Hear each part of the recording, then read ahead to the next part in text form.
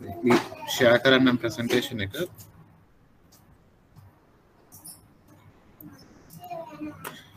එහෙනම් මේ පාඩම පටන් ගමු ප්‍රාර්ථනා වේකන්නේ කියන පාඩම. මම හිතන්නේ හැමෝටම පේනවා ඇති presentation එක නේද? පේන්නේ නැත්නම් කියන්න.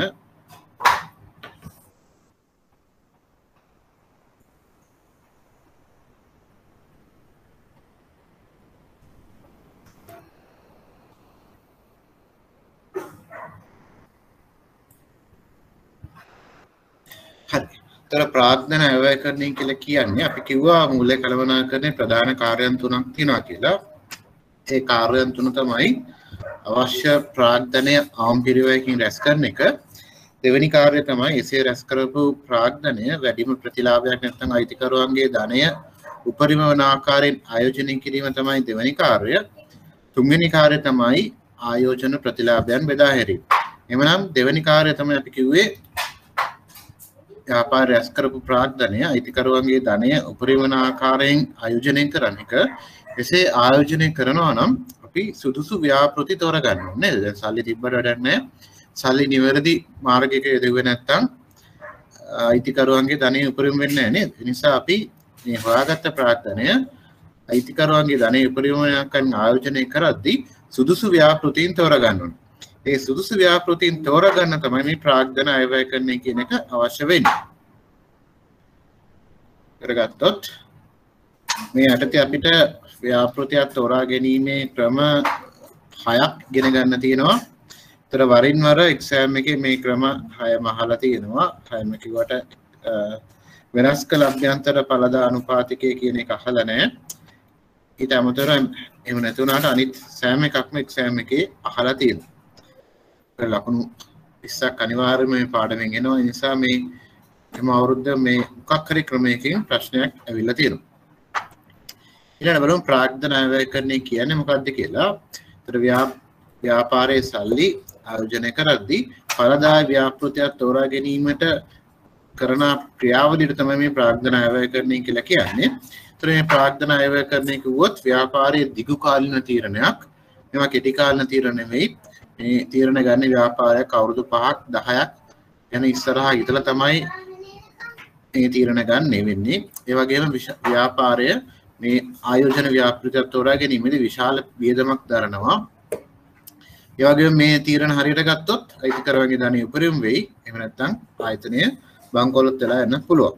ඒ නිසා මේ ප්‍රාර්ථනා වේකරණ ඉතාම වැදගත් ආයතනයක් ගත්තොත්. ඒතර මේ ප්‍රාර්ථනා වේකරණේ පියවර ගත්තොත් ඉස්සල්ලාම තමයි අනාගතයේ පුරවකථනය කරන්න පුළුවන් වෙන්න ඕනේ. මොකක් හරි ව්‍යාපෘතියක් ගත්තාම මේ ව්‍යාපෘතියේ මුදල් ලැබීම්, මුදල් ගෙවීම් පුරවකථනය කරන්න පුළුවන් වෙන්න ඕනේ.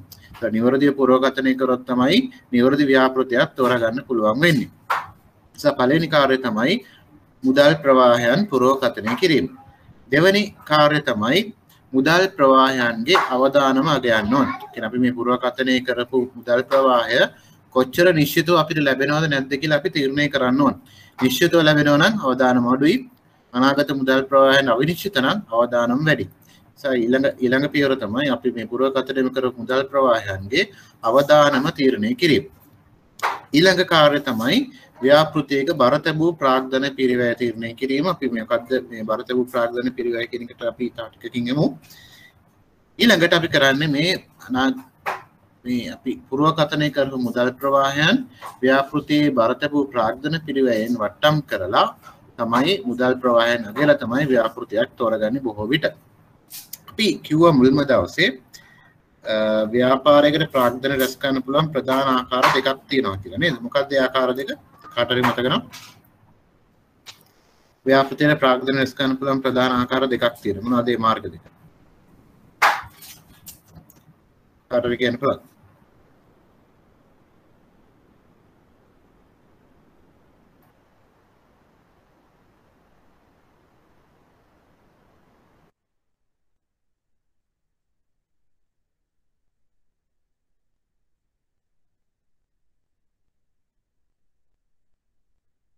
කොටස් නිකුත් කිරීම ණය ලබා ගැනීම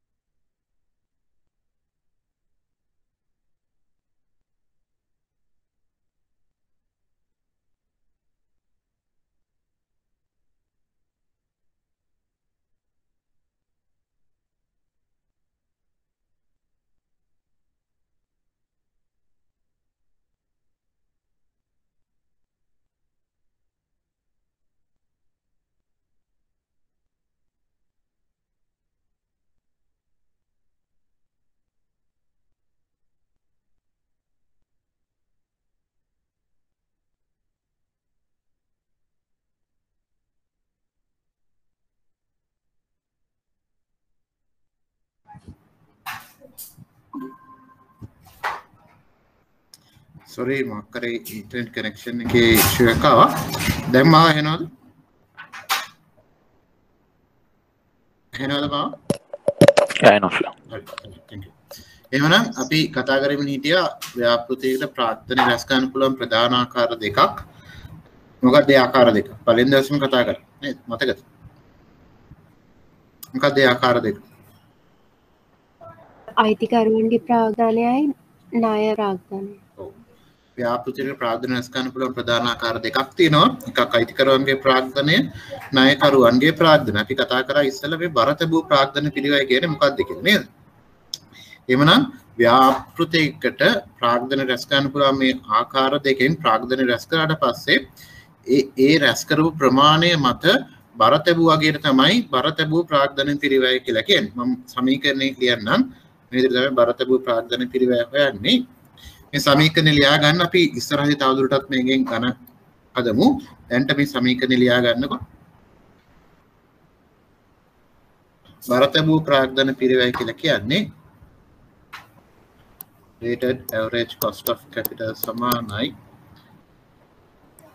weight of equity වැඩි කිරීම cost of equity එකතු කිරීම weight of debt වැඩි කිරීම cost of debt 1 minus t. දැන්ට මේ සමීකරණය ලියා ගන්න මේකත් එක්සෑම් එකට ඉතාම වැදගත්. මේ තමයි බරතබූ ප්‍රාග්ධන පිරිවැය හොයන සමීකරණ. තර මූල්‍ය කළමනාකරණේ cost කියන එකට ඉංග්‍රීසියෙන් සර් එක පේන්නේ නෑනේ. පේන්නද? sorry. පේන්නේ නැත්නම් කියන්න අද පොඩි මොකක් හරි ගෙදර ඉන්ටර්නෙට් ප්‍රශ්නයක් තියෙනවා වගේ මම ආශා කරනවා.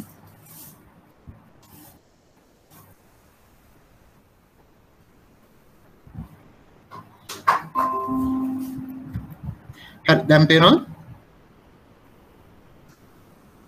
දැන් හරි සර්. හරි සර්. එහෙනම් මේක තමයි බරතබූ ප්‍රාග්ධන පිරිවැය වෙන සමීකරණය. weighted average cost of capital කියන එක තමයි මේ WACC කියලා කියන්නේ. weighted average cost of capital. කියන්නේ බරතබූ ප්‍රාග්ධන පිරිවැය තමයි මේ weighted average cost of capital කියලා කියන්නේ. ඊළඟට මේ WE කියලා කියන්නේ weight of equity. weight of equity කියලා කියන්නේ අයිතිකරුවන්ගේ ප්‍රාග්ධන කොටසට තමයි weight of equity කියලා කියන්නේ. දැන් WE කියලා කිව්වෙ මොකද්ද? අයිතිකරුවන්ගේ ප්‍රාග්ධන කොටස. එහෙමනම් KE කියලා කියන්නේ cost of equity. finance වල මූල්‍ය කළමනාකරණය අපි පිරිවැයට ඉංග්‍රීසියෙන් cost කියලා කිව්වට අපි සංකේතයක් විදිහට භාවිතා කරන්නේ ඉංග්‍රීසි K අකුර. ඒ අයි කියන නම් දන්නේ නැහැ.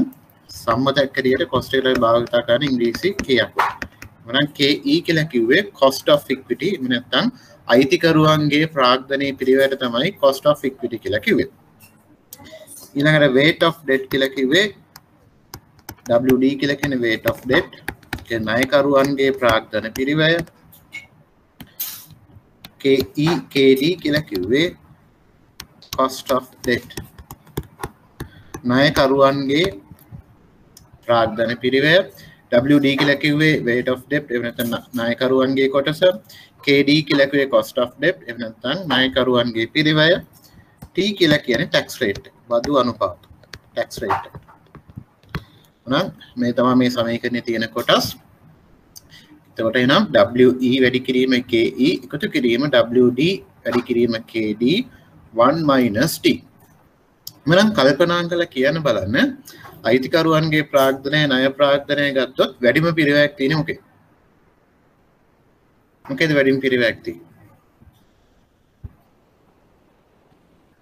කාටද කියන්න පුළුවන්?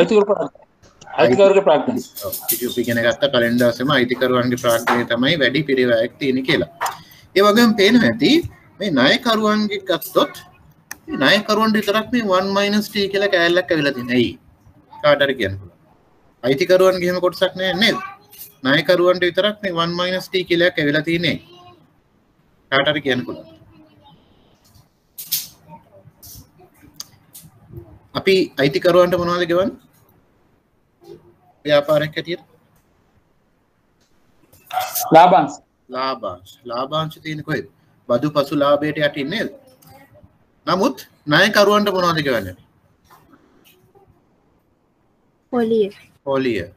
පොලිය තියෙන්නේ කොතන තියෙන්නේ? පොලිය තියෙන්නේ ව්‍යාපාරයේ මූල්‍ය වියදම් අස්සේ නේද? කියන්නේ බදු පෙර ලාභය හැදි මොකද කරන්න ඕනේ? අර දර ලාභයෙන් මේ පොලිය වියදමත් අඩු වෙනවා නේද? ඒ නිසා තමයි මේ 1 - t කියන එක විතර 1 - t කියන එක ණයකරුවන්ගේ ප්‍රාග්ධනයට විතරක් එන්නේ. ඒකට හේතුව තමයි අපි ව්‍යාපාරයේ පොලි ගෙවන්න මේ බදු පෙර ලාභය අඩු වෙනවා. බදු පෙර ලාභය අඩු වෙනවා කියන අපි ගෙවන බදු ප්‍රමාණය අඩු වෙනවා නේද? ඒ නිසා තමයි මේ 1 - t කියන එක ණයකරුවන්ගේ ප්‍රාග්ධනයට විතරක් එන්නේ. මොකද අයිතිකරුවන්ගේ ප්‍රාග්ධනයට එන්නේ නැත්තේ අපි ලාභාංශ ගෙවුවට අපි ගෙවන බදු ප්‍රමාණය අඩු වෙන්නේ නැති නිසා. මම හිතනවා දැන් පැහැදිලි ඇති කියලා. ඒ 1 - t ආවේ කියලා මෙතන. වගේ පොඩ්ඩක් අවබෝධයෙන් මතක තියාගන්න. එතකොට මේක කවදාවත් අමතක වෙන්නේ නැහැ. ඒ හොඳට මතක තියාගන්න 1 - t එන්නේ ණයකරුවන්ගේ ප්‍රාග්ධනයට විතරයි. ඒකට හේතුව තමයි අපි ණයකරුවන්ට ගෙවන්නේ පොලිය කියන එක අපිට බදු වලින් අඩු කරගන්න පුළුවන්. ඒතර ඒක ගත්තොත් ණය ප්‍රාග්ධන තියෙන තව වාසියක් නේද?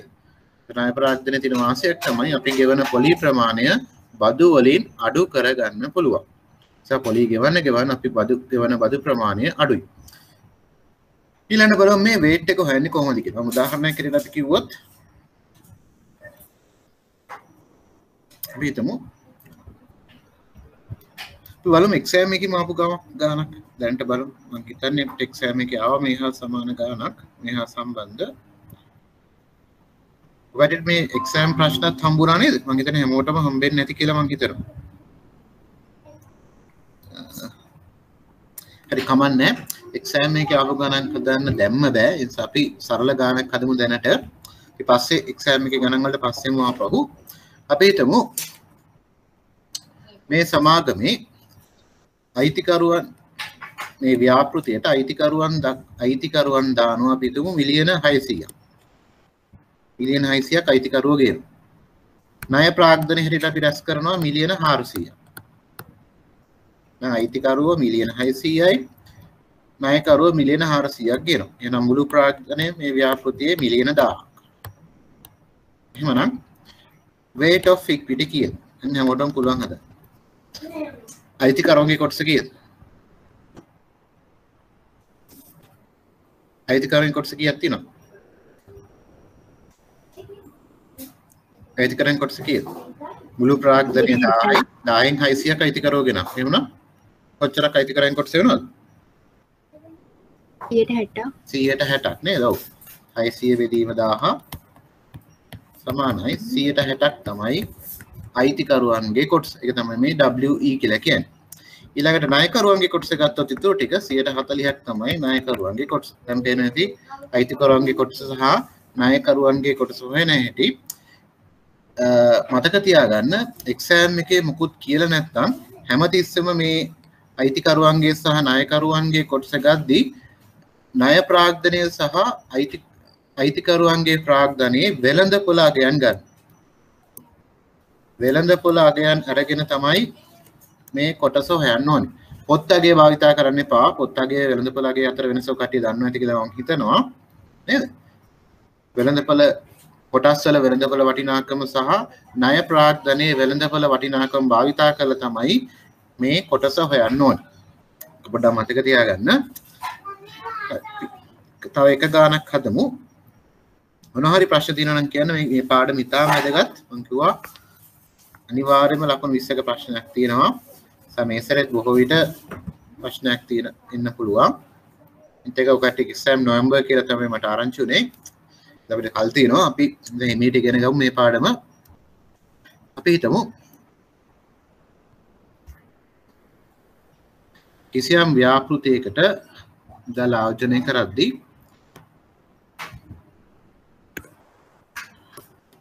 කොටස් මගේ සිංහල අකුරු ගණන් ගන්න එපා කැතයි. ස්ක්‍රීන් එක ලියන්න චුට්ටක් අමාරුයි. හිතමු මේ ව්‍යාපෘතියේ ආයෝජන සඳහා මේ සමාගම නිකුත් කරනවා කොටස් 1000ක්. කොටසක වෙළඳපොළ වටිනාකම ඇවිල්ලා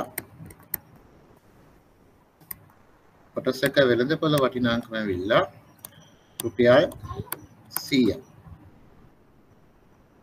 එතුණු කොටස්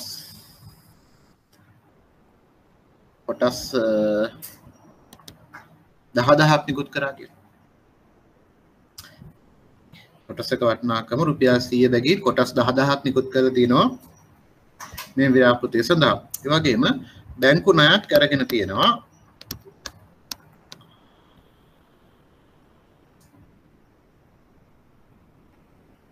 රකින්න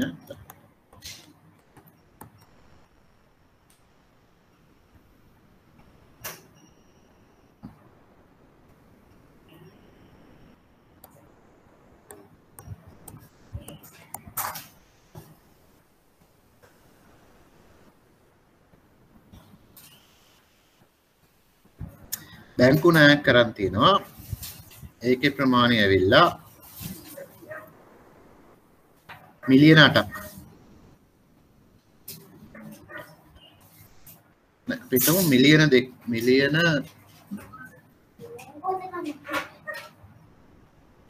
මිලියනයක ණයක් කරන් තිනවා රුපියල් මිලියනයක ණයක් කරන් තිනවා බැංකු ණයක් පොලි අනුපාතය ඇවිල්ලා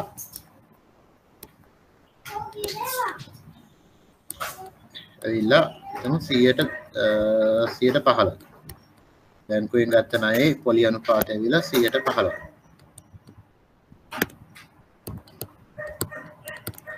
15යි බැංකු ණය පොලි අනුපාතය. ඒ වගේම කියනවා මේ ව්‍යාපාරේ වෙනස් කරමු. හිතමු පොලි අනුපාතය 10%යි. වගේම කියනවා කොටස් වල පිරිවැය ඇවිල්ලා 115යි. ඒ වගේම බදු අනුපාතය ඇවිල්ලා 130යි. මනම් weighted average cost of capital කියන හදන්න බලන්න. විනාඩි දෙකක් දෙන්නම්. මේ තියෙන අගයන් ආදේශ කරන්න තියෙන්නේ. ටක් ගාලා හදන්න පුළුවන්. හදන්න බලන්න ටක් ගාලා. හැමෝටම පුළුවන් වෙන්න ඕනේ. ඉස්සලාම අයිතිකරුවන්ගේ කොටස සහ ණයකරුවන්ගේ කොටස හදා ගන්න. ඊපස්සේ මේ සමීකරණ ආදේශ කරන්න තියෙනවා. පොඩි වෙලාවක් දෙන්න ටක් ගාලා හදන්න බලන්න.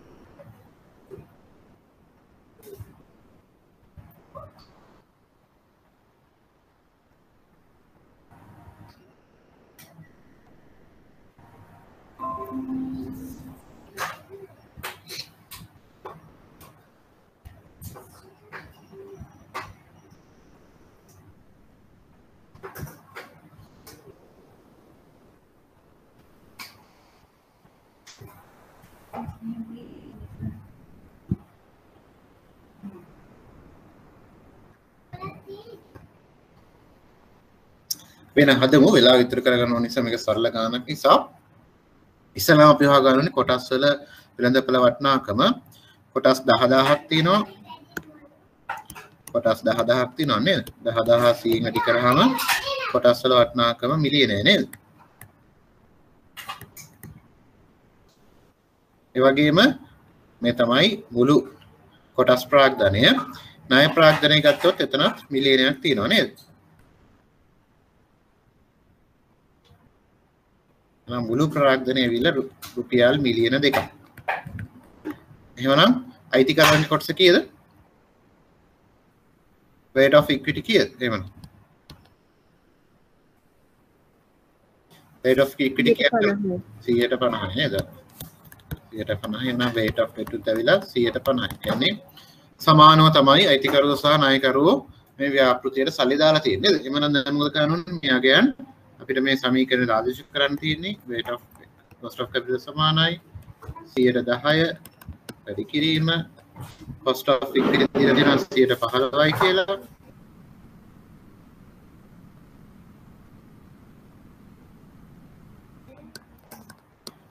එකතු කරන්න ඕනේ ඒ වරණක් දාගමු එකතු කරන්න ඕනේ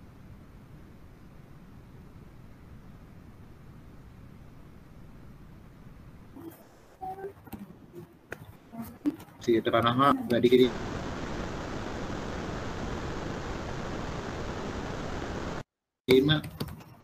115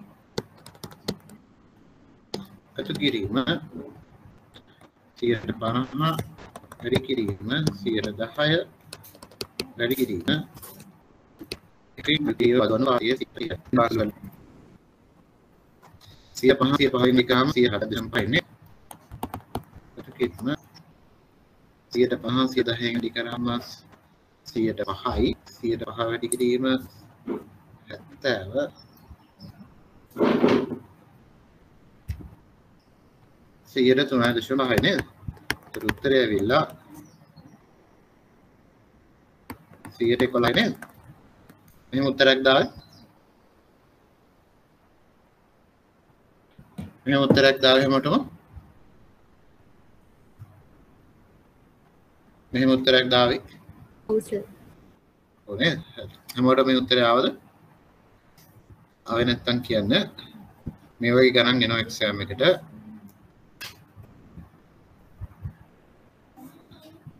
එහෙනම් අපි යමු අපේ ප්‍රසන්ටේෂන් එකට. ඒතර අපි දැන් දන්නවා බාරතබූ ප්‍රාග්ධන පිරිවය හදන්න. ඒතර එක්සෑම් එකේදී ඉන්නේ ගොඩාක් වෙලාවට cost of equity හොයන්න එනවා, cost of debt හොයන්න එනවා. මේ දෙක හොයාගෙන මේ සමීකරණයට ආදේශ කරලා උත්තරේ ගන්න තමයි ඉන්නේ. ඒ වගේත් ලකුණු 20ක ප්‍රශ්න සමහර අවුරුදු ලැබිලා තිනවා මේ බාරතබූ ප්‍රාග්ධන පිරිවැයෙන් විතරයි.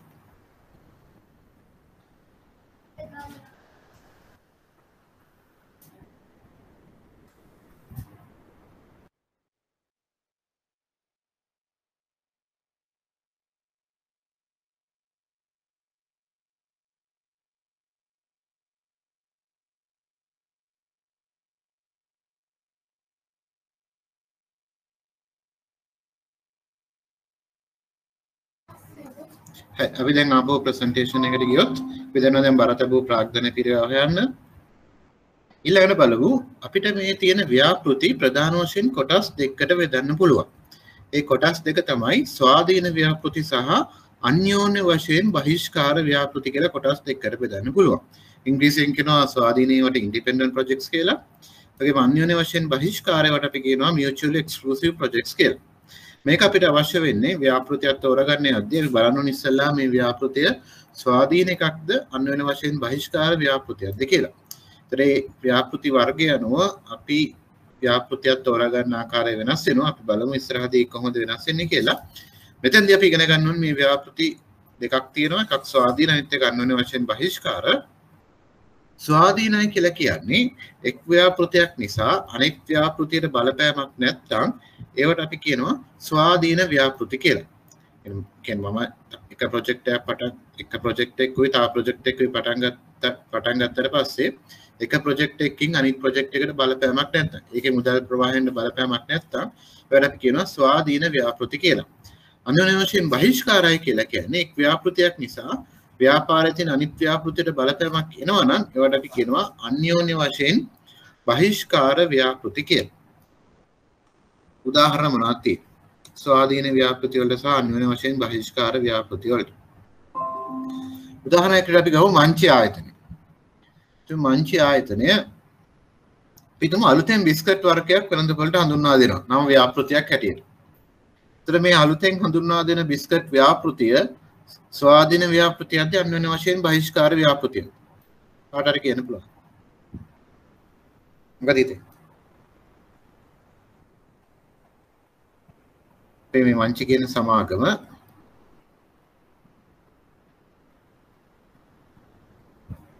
අලුතෙන් බිස්කට් වර්ගයක් හඳුන්වා දෙනවා. ඒතර ඒක ස්වාධීන ව්‍යාපෘතියක්ද අන්‍යෝන්‍ය වශයෙන් බහිෂ්කාර ව්‍යාපෘතියක්ද? මොකද හිතේ? අන්‍යෝන්‍ය වශයෙන් බහිෂ්කාර ව්‍යාපෘතිය. අන්‍යෝන්‍ය වශයෙන් බහිෂ්කාරයි. ඒකට හේතුව තමයි ඒ අලුතෙන් හඳුන්වා දෙන බිස්කට් නිසා දැන් තියෙන බිස්කට් වල අලෙවියට බලපෑමක් එන්න පුළුවන් නේද? ඒ නිසා අලුතෙන් බිස්කට් එකක් හඳුන්වා දුන්නොත් මංචි කියන සමාගම ඒක අන්‍යෝන්‍ය වශයෙන් බහිෂ්කාර ව්‍යාපෘතියක් විදිහට අපිට සලකන්න පුළුවන්. අපිට මේ මංචි කියන සමාගමම සුපර් මාකට් ව්‍යාපාරයක් පටන් ගන්නවා. වැටි දැකලා ඇති මේ ව්‍යාපෘතියක් තියෙන මංචි වල නේද? තලවතු ගොඩ එහෙම තියෙන ස්පා කියලා සුපර් මාකට් එකක්. ඒක වංචිකෙන් පටන් ගෙන තියෙන්නේ. ඒතර ඒ වගේ අලුතෙන් සුපර් මාකට් එකක් පටන් ගත්තොත් ඒක මොන වගේ ව්‍යාපෘතියක්? වංචිකෙන සමාගම සාමාන්‍යයෙන් කරන්නේ බිස්කට් හදන එක නේද? ඒ බිස්කට් හදන සමාගම සුපර් මාකට් එකක් පටන් ගත්තොත් ඒක මොන වගේ ව්‍යාපෘතියක්? ස්වාධීන ව්‍යාපෘතියක්. ඒක ස්වාධීන ව්‍යාපෘතියක් නේද? සුපර් මාකට් එකක් පටන් ගත්ත කියලා එයාගේ අනිකුත් බිස්කට් හදන ව්‍යාපාරේ කිසිම බලපෑමක් ඇති වෙන්නේ නැහැ නේද? ඒක අනිවාර්යයෙන්ම එක ස්වාධීන ව්‍යාපෘතියක් වෙනවා.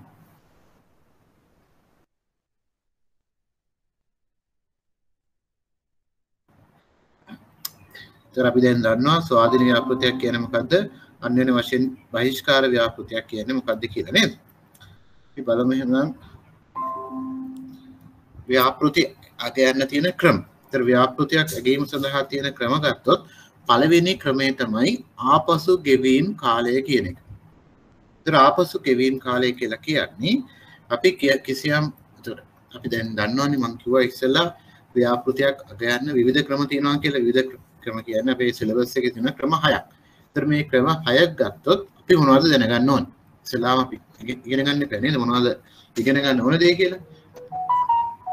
එතකොට අපිට ඉගෙන ගන්න ගියොත් ඉස්සෙල්ලා මේ ක්‍රමය නිර්වචනය කරන්න පුළුවන් වෙන්න ඕනේ. ආපසු ගෙවීම් කාලය මොකක්ද කියලා අහුවොත් ඒක කියන්න පුළුවන් වෙන්න ඕනේ. දෙවෙනි දේ තමයි ඒ ක්‍රමය යටතේ ගණන් හදන්න පුළුවන් වෙන්න ඕනේ. ඊළඟ දේ තමයි තුන්වෙනි එක තමයි ඒ ව්‍යාපෘති අපි දැන් මේ ව්‍යාපෘති අගීමට යොදාගත්ත ක්‍රමේ වාසි සහ අවාසි අපි දැනගන්න ඕනේ. ඊළඟට ඒ ක්‍රමය යටතේ ව්‍යාපෘතියක් තෝරාගන්නේ කොහොමද කියලා දැනගන්න ඕනේ. ඒතර මේ හතරම අපි දැනගන්න ඕනේ මේ එක් එක් ක්‍රමයේ සම්බන්ධ. මොනවද අපි දැනගන්න ඕනේ? නිර්වචනය දැනගන්න ඕනේ, ගණන් හදන්න පුළුවන් වෙන්න ඕනේ, වාසි සහ අවාසි දැනගන්න ඕනේ. මේ ක්‍රමය යටතේ ව්‍යාපෘතියක් තෝරා ගන්න විදිහ දැනගන්න ඕනේ. ඒතර මේ සම්බන්ධයෙන් තමයි විභාගයේ ප්‍රශ්න එන්නේ. ඒ නිසා අපි බලමු එහෙමනම් ඉස්සෙල්ලාම ආපසු ගෙවීම් කාලය.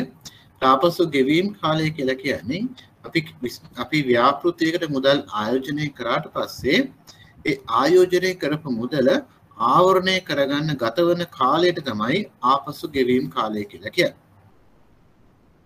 සාමාන්‍යයෙන් ආපසු ගෙවීම් කාලය වැඩි වෙන එකද හොඳ අඩු වෙන එකද හොඳ? කටට කියන්න පුළුවන්. හරිද? අඩු. එතකොට A සහ B කියලා ව්‍යාපෘති අඩු වෙන එක. දෙකක් අඩු වෙන එක. අඩු වෙන එක තමයි හොඳ. අපි හිතමු A සහ B කියලා ව්‍යාපෘති දෙකක් තියෙනවා. A ව්‍යාපෘතිය ආපසු ගෙවීම් කාලය අවුරුදු 3යි. B ව්‍යාපෘතිය ආපසු ගෙවීම් කාලය අවුරුදු 5යි. එhmenan අපි දන්නවා A ව්‍යාපෘතිය තමයි සුදුසු ව්‍යාපෘතිය වෙන්නේ කියලා නේද? හරි. අපි එහෙමනම් ආපසු ගෙවීම් කාලය දැන් අපි දන්නවා නිර්වචනය. ඒ වගේම අපි දන්නවා ව්‍යාපෘතියක් තෝරා ගන්න විදිය. දැන් මම කිව්වා. කොහොමද ව්‍යාපෘතියක් තෝරාගන්නේ? ආපසු ගෙවීම් කාලය සම්බන්ධයෙන් ගත්තොත් ආපසු ගෙවීම් කාලය අඩු ව්‍යාපෘතිය තමයි අපි තෝරා ගන්න ඕනේ නේද? ඒකත් ගන්න. දැන් නිර්වචනය දන්නවා. තෝරා ගන්න විදිහ දන්නවා. ඊළඟට අපි බලමු ගණන් හදන්නේ කොහොමද කියලා.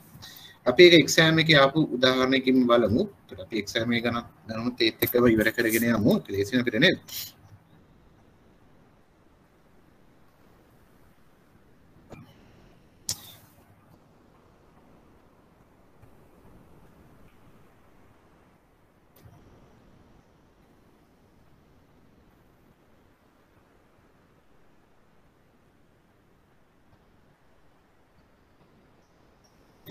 බැලේ ලේසි ගානකින් පටන් ගන්න බලමු. කවන්නේ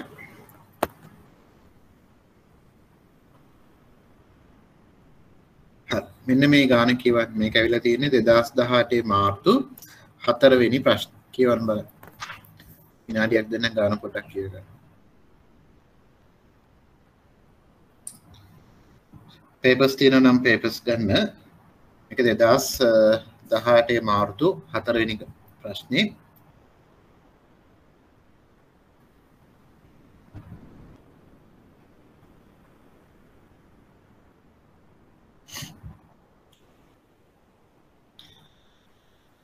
තුනක් තියෙන වසර 4ක ආයු කාලයක් සහිත ප්‍රාග්ධන ව්‍යාපෘතියක් සෙනිට් PLC විසින් සලකා බලමින් සිටී. ව්‍යාපෘතියේ කාලය අවසන රුපියල් මිලියන 500ක් වන සුන්බුන් අගයක් සහිත මූලික ප්‍රාර්ථන වැය රුපියල් අගයක් සහිතයි. සුන්බුන් අගයක් තියනවලු බිලියන 500ක් රුපියල් මිලියන 7700ක් වැය වෙනවලු මේ ව්‍යාපෘතිය නේද? වගේම කියනවා සමාගමේ ෂෙයා කිරීමේ ප්‍රතිපත්තිය වනුයේ සරල මාර්ග ෂෙයා ක්‍රමයේ අනුව ප්‍රාර්ථනවත්කම් ආයු කාලය පදනම් කරගෙන ලාභ ගෙනුමට අය කිරීම. අපි දන්නවා නේද කවුන්ටිං වල ඉගෙන ගත්තා ෂෙයා හදන ක්‍රම කීපයක් නේද? එකක් අපි ඉගෙන ගත්තා සරල මාර්ග ෂෙයා ක්‍රමය කියලා එකක්, අනිත් එක අපි ඉගෙන ගත්තා කීනවන ෂෙයා ක්‍රමය කියලා නේද? මතක ඇති. එපඩ මතක් කරගන්න. ඒ වගේම දීලා තිනවා ව්‍යාපෘතියේ ඇස්තමේන්තු කරන ලද ලාභ අලාභ පහත දැක්වෙන පරිදි කියලා දීලා තියෙනවා. දැන් ලාභ තියෙනවා අලාභ දීලා තියෙනවා. ඒකෙන් පළවෙනි ප්‍රශ්නේ අහනවා ව්‍යාපෘතියේ පිළිගෙවුම් කාලය ගණනය කරන්න කියලා. බලමු නම් කොහොමද මේ පිළිගෙවුම් කාලය නැත්නම් පිළිගෙවුම් කාලය කියලා කියන්නේ ආපසු ගෙවීම් කාලය තමයි. ඉස්සෙල්ලාම ගානක් කියවුවහම බලන්න දීලා තියෙන මුදල් ප්‍රවාහයන්ද ලාභයද කියලා. ෆයිනෑන්ස් වල වැදගත් වෙන්නේ මුදල් ප්‍රවාහයද ලාභය. කාටද කියන්න පුළුවන්. අපි මේ ටිකකට කලින් ඉගෙන ගත්තා ව්‍යාපෘතියක් ඇගීමේ පියවර. පළවෙනි පියවර මොකද්ද? අනාගතයේ මුදල් ප්‍රවාහයන් පුරෝකථනය කිරීම. ඒක එහෙම අපි ඉගෙන ගත්තනේ මේ දැන් ටික කලාවට කලින් ඉගෙන ගත්තානේ ව්‍යාපෘතියක් ඇගීමේ පියවර. එහෙනම් කාට හරි කියන්න පුළුවන්ද ෆයිනෑන්ස් වල වැදගත් වෙන්නේ මුදල් ප්‍රවාහයද ලාභයද? මුදල් ප්‍රවාහය. මුදල් ප්‍රවාහය නේද? එහෙනම් ගාන පටලව ගන්න එපා. මේ එක්සෑම් එකේ මේ ගාන හරිම ලේසි. මේකේ දීලා තියෙන්නේ මොනවද කියලා ඉස්සෙල්ලා බලන්න. දීලා තියෙන්නේ මොකද්ද? ලාභ සහ අලාභ. එහෙමනම් ලාභ හෝ අලාභ දීලා තියෙන වෙලාවක අපි ඉස්සෙල්ලාම කරන්න ඕනේ මේ ලාභ හෝ අලාභ මුදල් ප්‍රවාහය බවට හරව ගන්න ඕනේ. කොහොමද අපි හරවන්නේ? ලාභයක් හෝ අලාභයක් දීලා තියෙන වෙලාවක ඒක මුදල් ප්‍රවාහයක් බවට හරවන්නේ කොහොමද? හරිම ලේසි. අපිට කරන්න තියෙන්නේ මෙච්චරයි.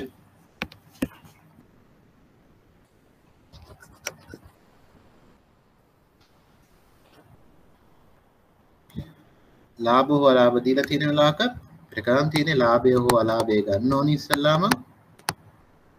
ලාභය අරගෙන ඒකට එකතු කරන්න ඕනේ මුදල්මය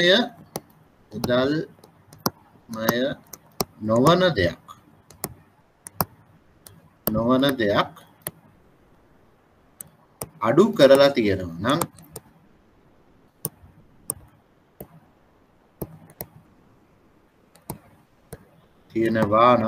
එකතු කරන්න ඕනේ. පළවෙනි දේ මොකද්ද?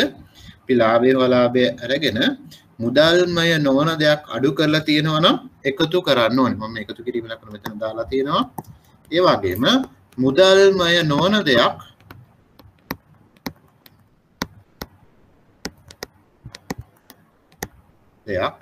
එකතු කරලා තියෙනවා නම් ඒක අඩු කරන්න ඕනේ.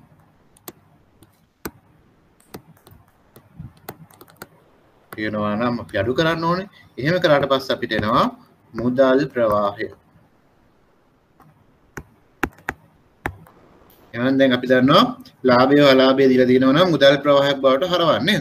හරිම ලේසියෙන් මොකද කරන්න තියෙන්නේ? මුදල්මය නොවන දෙයක් අඩු කරලා තියෙනවා නම් ආපහු එකතු කරන්න ඕනේ. ඒ වගේම මුදල්මය නොවන දෙයක් එකතු කරලා තියෙනවා නම් ඒක අඩු කරන්න ඕනේ. දැන් ඔකට එක accounting දැනුම පොඩ්ඩක් අවශ්‍ය වෙනවා. මුදල්මය නොවන දේවල් උදාහරණ මොනවද? පෙරදහා ලාභ ගිණීමේ තියෙන මුදල්මය නොවන දේවල් මොනවද? කාටද කියන්න පුළුවන්? මොනවද? ෂෙයා. තර ෂෙයා කියන එක සාමාන්‍යයෙන් මොකද වෙලා තියෙන්නේ? ලාභයෙන් අඩු කරලා තියෙන. එහෙනම් ෂෙයා වගේ ඒවා තියෙනවා නම් අපව අපි එකතු කරන්න ඕනේ. තා මොනවද තියෙන්නේ වගේ? ෂෙයා. තා මොනවද? අඩමාන ණය ඌනවෙන් කිරීමක් තියෙනවා නම් අපි අඩු කරලා ඇත්තේ නිසා අපි ආපහු එක එකතු කරන්න ඕනේ නේද? ඒ වගේම කටිය හරි බොල් ණය අපාය හරින්නේ නේද? ඒවත් මුදල්මය නොවන දේවල් ඒවා ආපහු අපි එකතු කරන්න ඕනේ. එහෙමනම් මුදල්මය නොවන දේවල් එකතු කරලා තියෙන්න පුළුවන් නේද? මොනවද එකතු කරලා තියෙන්න පුළුවන්? අඩමාන ණය අදිවෙන් කිරීම මතකද නේද? නේද? ඒ වගේ දේවල් එකතු කරලා තියෙනවා නම් අපි දැන් අඩු කරන්න ඕනේ. හරි. ඒතර හරිම ලේසි. ලාභය අලාභය දීලා තියෙනවා නම් මුදල් ප්‍රවාහය හරව ගන්න අපි දන්නවා දැන්.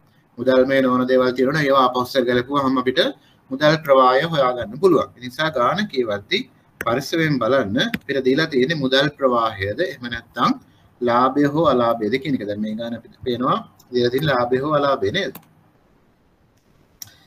හරි. දැන් මට මේ ගාන දීලා තියෙන තොරතුරු වලට අනුව මුදල්මය නොවන දෙයකට උදාහරණයක් කියන්න බලන්න. මේ ගානේ තොරතුරු වලට අනුව මුදල්මය නොවන දෙයකට උදාහරණයක් කියන්න බලන්න. ෂය. ෂය.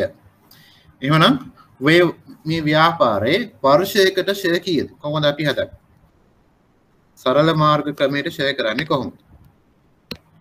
කොහොමද සමීකරණය? සරල මාර්ග ක්‍රමයට accounting වල අපි ඉගෙන ගත්තා. කොහොමද ෂය කරන්නේ? සරල මාර්ග ක්‍රමයට ගියොත් ෂය කියන එක සමානයි කොහොමද කරන්නේ? පිරිවැයෙන් පිරිවැය අඩු කිරීම සුන්බුන් අගය. සුන්බුන් අගය කියලා කියන්නේ මොකද්ද? අදාළ මොකක් හරි මිලදී ගන්න යන්ත්‍රය වෙන්න පුළුවන් මොකක් හරි දෙයක අදාළ පළදාය ජීවිත කාලය අවසන් වුණාට පස්සේ විකුණන්න පුළුවන් අගයට තමයි සුන්බුන් අගය කියලා කියන්නේ. දැන් යන්ත්‍රයක් ගත්තට පස්සේ යන්ත්‍රයෙන් වැඩ අරගෙන අන්තිම මොකද දාන්න පුළුවන් යකඩ වලට වගේ විකුණන්න පුළුවන් නේද? මේ වගේ අගයට තමයි සුන්බුන් අගය කියලා කියන්නේ. ෂය සමානයි පිරිවැය අඩු කිරීම සුන්බුන් අගය. මේ එන උත්තරය අපි බෙදන්න ඕනේ මොකක්ද? මේ අදාළ උපකරණේ ඵලදායි ජීවන කාලය නේද? ඵලදායි ජීවන කාලය. එතකොට එනවා වර්ෂයක ෂය. එhmenan මේ දීලා තියෙන ගානට අනුව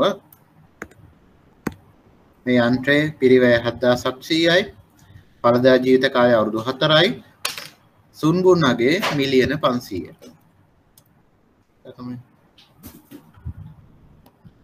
ඵලදායි ජීවිත කාලය 7700යි සුන්බුන් අගේ 500යි ඵලදායි ජීවිත කාලය විලා අවුරුදු 4යි. එහෙනම් වර්ෂයකට ෂය කීයද? 1800යි. 1800යි.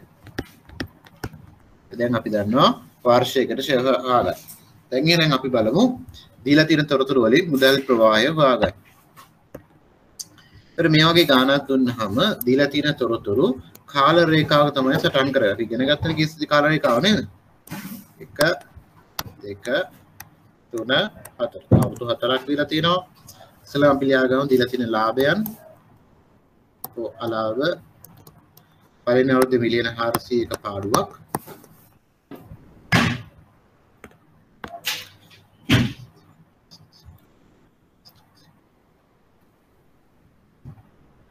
Das 300යි 2200යි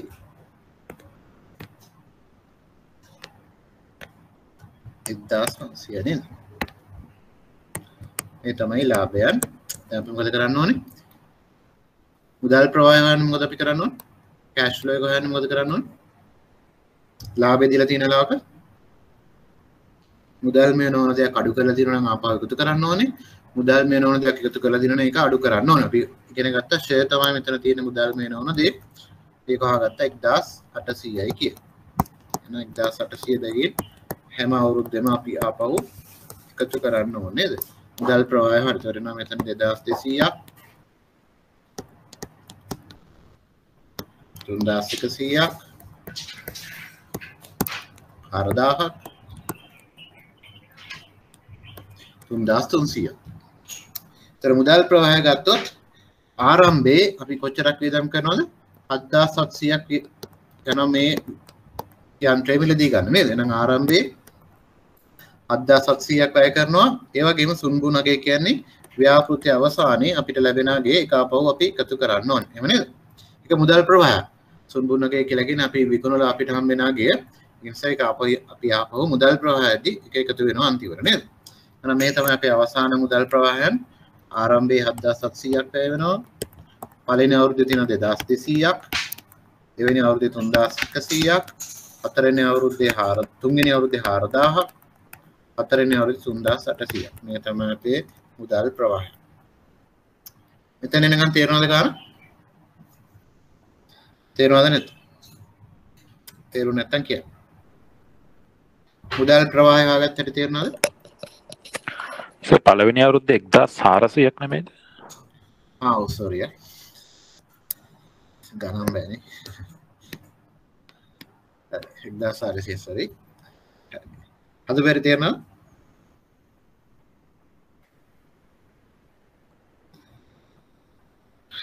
මේ තමයි අපි මුදල් ප්‍රවාහය හොයාගත්තේ. ඒතර අපි දැන් මේ ගාන අහන්නේ ඵලදායී ජීවිත කාලය හොයන්නේ කරන පේබැක් පීරියඩ් නේ අහන්නේ. ඒතර ඵලදායී ජීවන කාලය කියලා කියන්නේ සර් ඵලදායී නෙමෙයි ආපසු ගෙවීම් කාලය අපි දැන් හොයන්නේ. ආපසු ගෙවීම් කාලය කියලා කිව්වේ අපි ආරම්භයේ වැය කරපු මුදල ආවරණය කරගන්න ගතවන කාලය. අපි දැන් බලමු කොච්චර කාලයක් ගත වෙනවද කියලා. නේද? දැන් පළවෙනි අවුරුද්දේ අපිට කීයක් හම්බ වෙනවද 1400ක්. 7700 වේදන් කරා පළවෙනි අවුරුද්දේ 1400ක් හම්බුණා. දැන් පළවෙනි අවුරුද්දේ ආවරණය කරගන්න පුළුවන් වුණාද? පළවෙනි අවුරුද්දේ ආවරණය කරගන්න බෑ. ඒ පළවෙනි අවුරුද්දේ හම්බුණ 1400 නිසා තවත් අපිට ආවරණය කරගන්න ඉතුරු වෙනවා.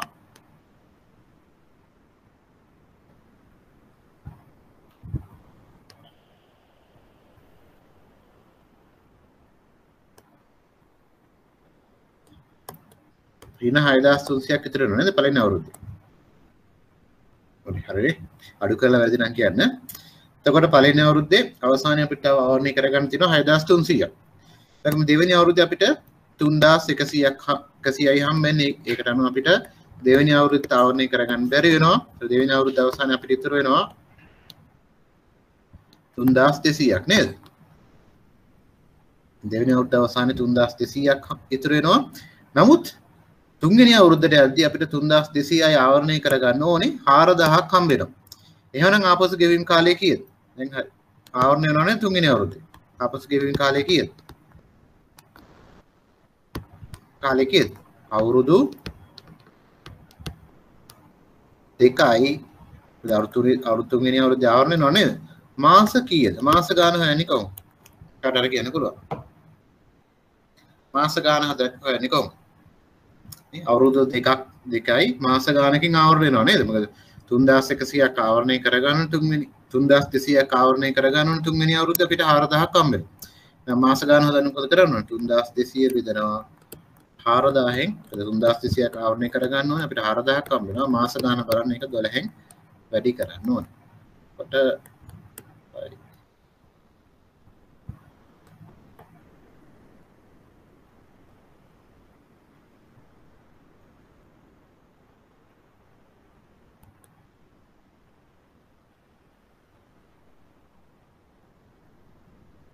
कितने मास 3200 4000 में 10.8 නේ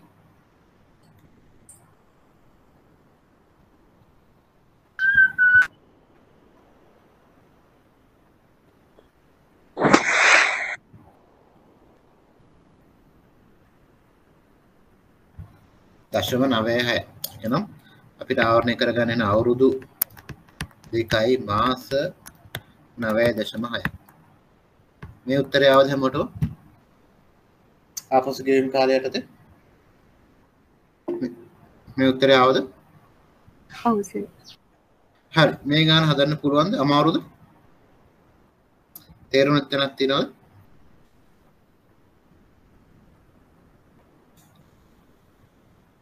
තේරුණත් තැනක් තියෙනවද? අමාරු නෑ නේද? ගාන හරිම ලේසියි නේද?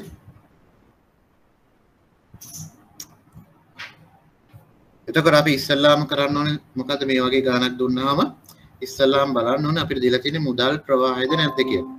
ඒක ලාභයක් දීලා තියෙනවා අපි මොකද කරන්න ඕනේ? ලාභය මුදල් ප්‍රවාහය බවට හරව ගන්න ඕනේ. ඊපස්සේ මුදල් ප්‍රවාහය බවට හරව ගත්තට පස්සේ ඊළඟ බලන්න ඕනේ අවුරුද්දෙන් අවුරුද්ද මේක ආවරණය කරගන්න පුළුවන්ද කියලා. දැන් අපි අර විදිහට බැලුවාගේ නේද?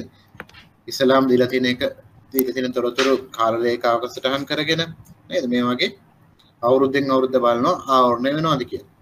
පේනවා අවුරුදු 2යි මාස ගානක් යද්දි මේක ආවරණය වෙනවා කියලා. මම හිතනවා අද පෙර තේරුණා කියලා මේ ලකුණු පහක් හම්බ වෙනවා මේ ටික ඇදුවා. අමාරු නෑ නේද? හරිම ලේසි.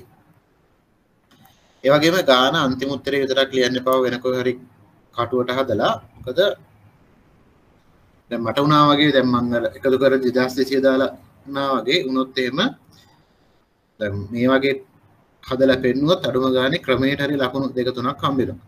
අර උත්තරේ විතරක් ලිව්වොත් එහෙම ලකුණක්වත් හම්බ වෙන්නේ නැහැ. පොඩි හරි වැරදීමක් වුණොත්. නිසා මම හිතනවා හැමෝටම දැන් පැහැදිලි ඇති මේක හදන විදිහ. මොනවා හරි ප්‍රශ්න තියෙනවා. ආපසු ගෙවීම් කාලය.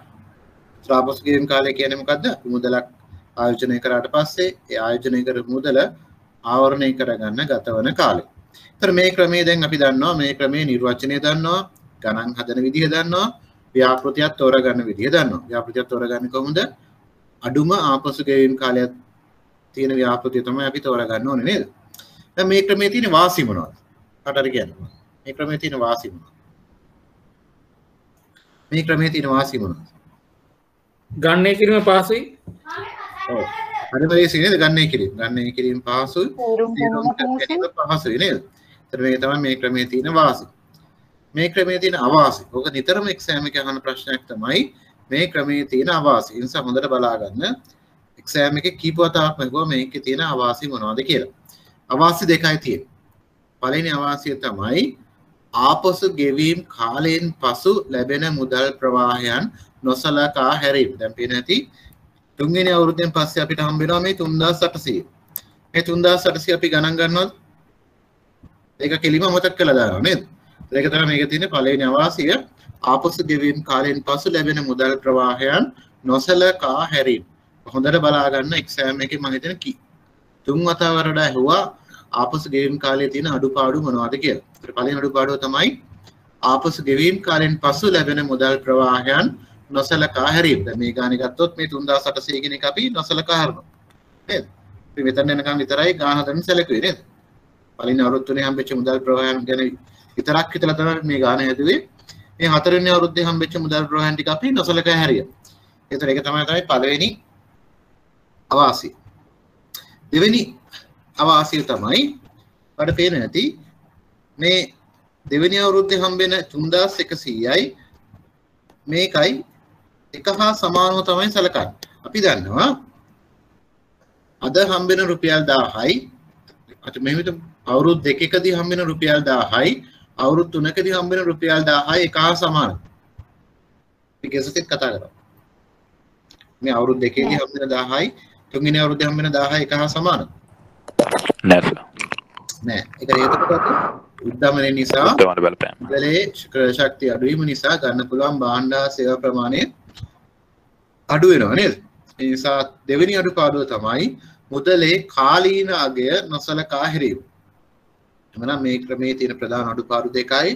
එකක් ආපසු ගෙවීම් කාලයෙන් පසු මුදල් ප්‍රවාහයන් නොසලකා හැරීම. අනිත් එක තමයි මුදලේ කාලීන අගය නොසලකා හැරීම. ඒතර මේ අඩුපාඩු දෙක මේ ක්‍රමයේ තියෙනවා. ඔක එක්සෑම් එකේ නිතරම අහ ප්‍රශ්න දෙකක්. එකත් බලා ගන්න. යම අප ප්‍රසන්ටේෂන් එකට අපි දැන් දන්නවා ආපසු ගෙවීම් කාලය කියන්නේ මොකක්ද කියලා. ගණන් හදන්න දන්නවා. ඊළඟ එකේ වාසි සහ අවාසි දන්න. අවාසි දෙකයි ප්‍රධාන වශයෙන් මුදලේ කාලීන වටිනාකම නොසලකා හැරීම. අනිත් එක ආපසු ගෙවීම් කාලයෙන් පසු මුදල් ප්‍රවාහයන් නොසලකා හැරීම. එක්සෑම් එකේ මම කියනවා ඔක නිතරම හුවා කියලා. එන්න නම් අහපු තැන්.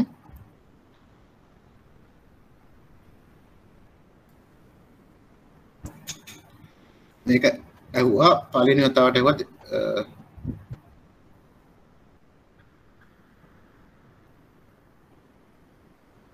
දැන් මේ ඔය ප්‍රශ්නේ අහුව පළවෙනි අවස්ථාව තමයි මේ තියෙන්නේ 2016 මාර්තු තුන්වෙනි ප්‍රශ්නේ පළවෙනි කොටසෙන් ඇහුවා ව්‍යාපෘතයක් ගෙවීම සඳහා ශුද්ධ වර්තමාන වටිනාකම සැසඳීමේ හොඳම ක්‍රමය ආපසු ගෙවීම කාලයේ බව කළමනාකරුවක ප්‍රකාශ කරයි. ඔබ මීට එකඟ වන්නේද? මේකට එකඟ වෙන්න බෑ. ඒක හේතුව තමයි ආපසු ගෙවීම කාලයේ තිබ්බ ප්‍රධාන අඩුපාඩු දෙකක්. මුදලේ කාලීනාගය නොසලකා හැරීම සහ ආපසු ගෙවීම කාලයෙන් පසු මුදල් ප්‍රවාහයන් නොසලකා හැරීම. මේ තමයි බලාපොරොත්තු උත්තරේ ලකුණු 5යි. ඊළඟට මෙතන ඒ 2016 මාර්තු අහලා ආපහු එවුවා 2016 සැප්තැම්බර් වලත් ආයෙ හුවා එකම ව්‍යාපෘතියක් මූල්‍ය කළමනාකරණය ආපසු ගෙවීම කාලයේ අනුවෙන් අදහස් වන්නේ කොහොමද? අපි දන්නවා ආපසු ගෙවීම කාලය කියන්නේ මොකද්ද? කිසියම් මුදලක් ආයෝජනය කරාට පස්සේ ඒ ආයෝජනය කරපු මුදල ආවරණය කරගන්න ගත වන කාලයට තමයි ආපසු ගෙවීම කාලය කියලා කියන්නේ. ඒතර මේකේ ප්‍රධාන දුර්වලතා දෙකක් තිබ්බා. ඒ තමයි මුදලේ කාලීනගය නොසලකීම සහ ආපසු ගෙවීම කාලයෙන් පසු මුදල් ප්‍රවාහයන් නොසලකා හැරීම.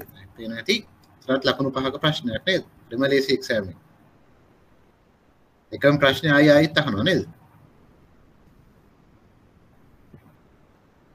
ආයෙ අහලා තිනවා මේක පේනවා 2017 සැප්තැම්බර් තුන්වෙනි ප්‍රශ්නේ හතරෙන් කොටස ව්‍යාපෘති අගයීම් කිරීමේදී පිළිගෙවුම් කාලක්‍රමයට එරෙහිව NP වල වාසි. NP වල වාසි කියලා කියන්නේ අර පිළිගෙවුම් කාලේ තිබ්බ අවාසි ටික.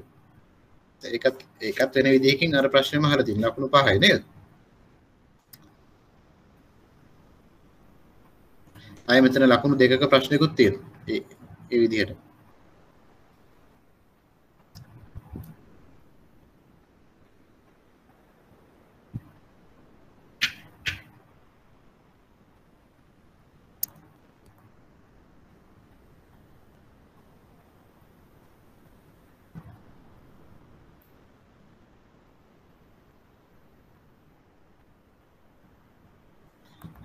එච්චරයි වගේ අහලා තියෙන්නේ.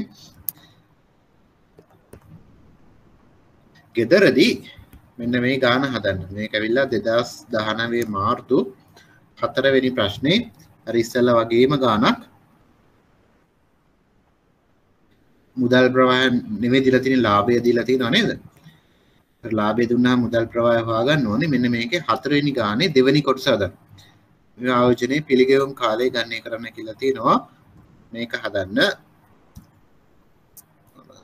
2019 මාර්තු මේ ඇතක ප්‍රශ්නයක් මම උත්තරේ කියන්නම්. මාකින් ස්ක්‍රීන් එක මම ගාව තියෙන නිසා බලන්න මේ උත්තරේ එනවද කියලා. ප්‍රශ්නේ තමයි 2019 මාර්තු 4 වෙනි ප්‍රශ්නේ දෙවෙනි කොටස. මොකද හැම ගානක්ම පන්ති හදන්න වෙලාව මදි. නිසා මේක ගෙදරදී හදන්න ඉන්න ඕන උත්තරේ තමයි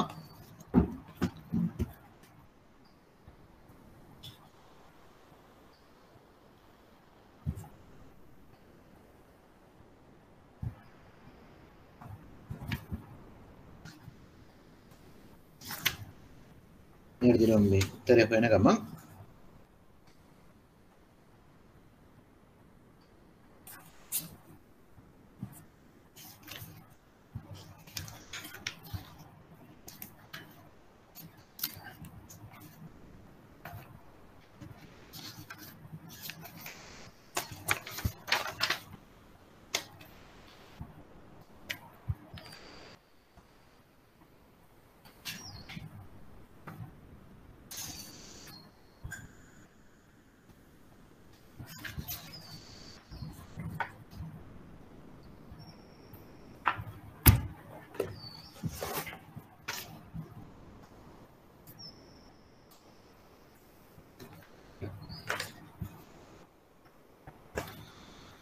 උත්තරේ තමයි ඉන්න ඕනේ මේකට අපසු ගෙවීම් කාලය ඇවිල්ලා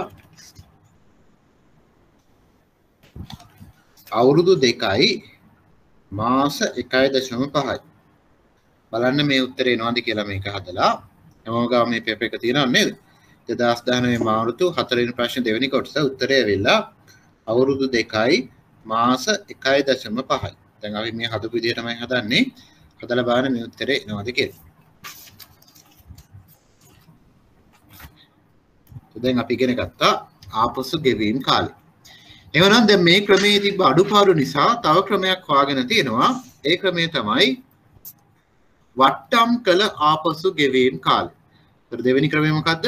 වට්ටම් කළ ආපසු ගෙවීම් කාලය. ඒතර මේ ක්‍රමයේදී කරන්නේ අර විදිහටම මුදල් ප්‍රවාහය ඉස්සෙල්ලා හොයාගන්න ඕනේ. මුදල් ප්‍රවාහය හොයාගත්තට පස්සේ මේ දීලා තියෙන මුදල් ප්‍රවාහයන්ගේ වර්තමානගයන් හොයාගන්න ඕනේ. වර්තමානගයන් කිව්වහම මොකක්ද අපි භාවිතා කරන සමීකරණ දැන් හැමෝටම මතක් වෙන්න ඕන වර්තමානගය කිව්වම භාවිතා කරන සමීකරණය මොකක්ද අපි ගිය සතියේත් කතා කරා නේද මම කිව්වා මූලක කළමනාකරණයේ තියෙන වැදගත්ම සමීකරණය තමයි ඒක මොකද්ද වර්තමානගය වෙන සමීකරණය මතකද වර්තමානගය සමානයි අනාගත අගය බෙදීම 1 ධන මෙන්න මේ පාඩමේදී R වෙනුවට අපි භාවිතා කරන්නේ weighted average cost of capital. එච්චරයි වෙනස. පාඩමේදී R වෙනුවට පොලි අනුපාතිකයේ වෙනුවට අපි භාවිතා කරන්නේ බරතබූ ප්‍රාග්ධන පිරිවෙන. මෙන්න මෙච්චරයි වෙනස. මේ සමීකරණය භාවිතා කරලා අපිට පුළුවන් මේ මුදල් ප්‍රවාහයන්ගේ වර්තමානගය හොයන්න. ඒ වර්තමානගයන් භාවිතා කරලා ආපසු ගෙවීම් කාලය හෙව්වොත් ඒකට තමයි කියන්නේ වට්ටම් කළ ආපසු ගෙවීම් කාලය. එතකොට මේ වට්ටම් කිරීම නිසා මොකද්ද මගහැරෙන අඩුපාඩු? ආපසු ගෙවීම් කාලයයි වට්ටම් කළ ආපසු ගෙවීම් කාලයයි ගත්තොත් වට්ටම් ආපසු ගෙවීම් කාලේ තියෙන වාසිය මොකක්ද? අර අඩුපාඩුවේ මොකක්ද මගේ? වට්ටම් කළ ආපසු ගෙවීම් කාලයේදී මුදලේ කාලිනගය අපි සලකනවා නේද? මුදලේ කාලිනගය සලකලා තමයි මේක හොයලා තියෙන්නේ. ඒකටත් එක ගානක් හදමු උදාහරණයක් අරගෙන එකත් අපි බලමු එක්සෑම් එක අපි ආපු ගානක්ම හදන්න.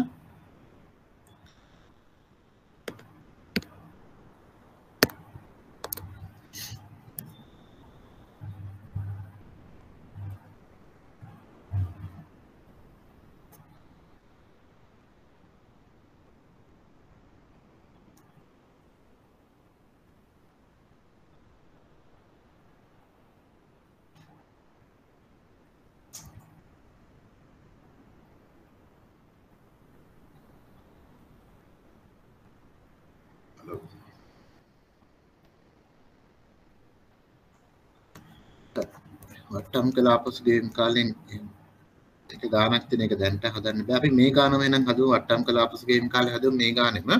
ඒතර මේකේ දීලා තියෙනවා ව්‍යාපෘතියේ ප්‍රාග්ධන පිරිවැය. ප්‍රාග්ධන පිරිවැය කියන්නේ මොකද්ද? අර weighted average cost of capital කියන එක. ප්‍රාග්ධන පිරිවැය දීලා තියෙනවා 12යි. එහෙමනම් අපි බලමු එනම් වට්ටම් කරව මුදල් ප්‍රවාහය හොයන්න. මේක කියන්නේ ඉස්සෙල්ලාම වට්ටම් කළ මුදල් ප්‍රවාහය හොයන්න කියලා නේද?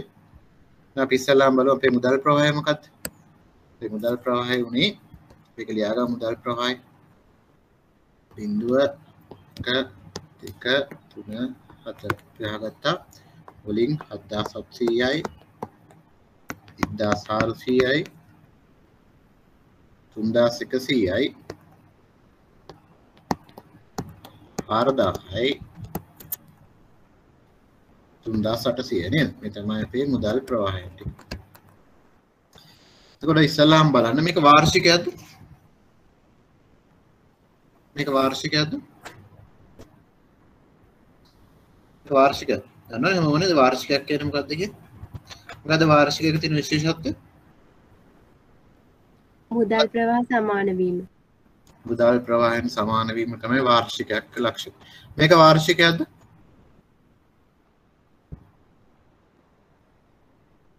මේක වාර්ෂිකයක්ද දැන්?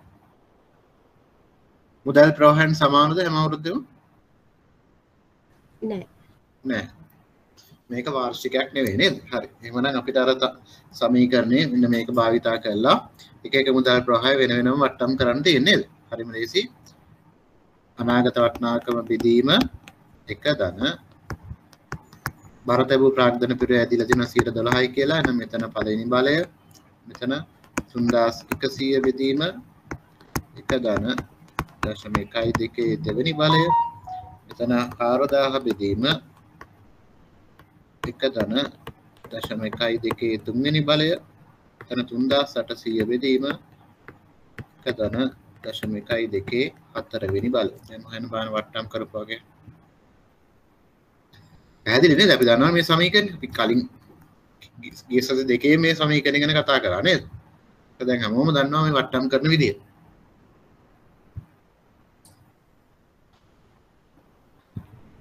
බලන්න උත්තරේ කීයද එන්නේ කියලා. සුළු කරන්න.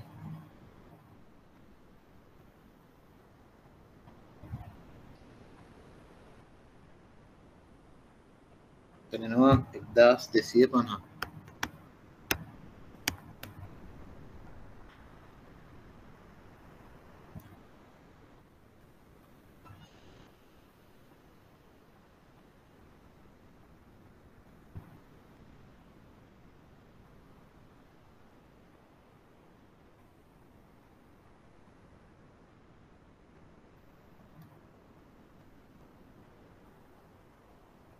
කරනවා 2471යි 730ක්.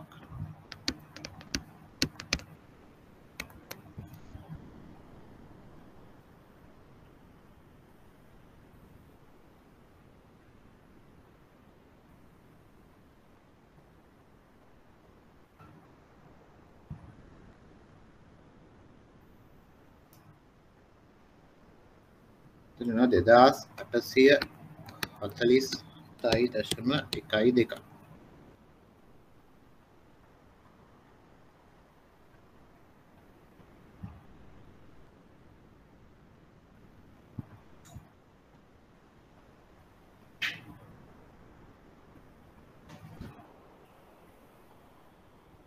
උත්තරේනවා 2414.9.7ක්. මේ උත්තරේ එනවද කියලා පොඩ්ඩක් බලන්න.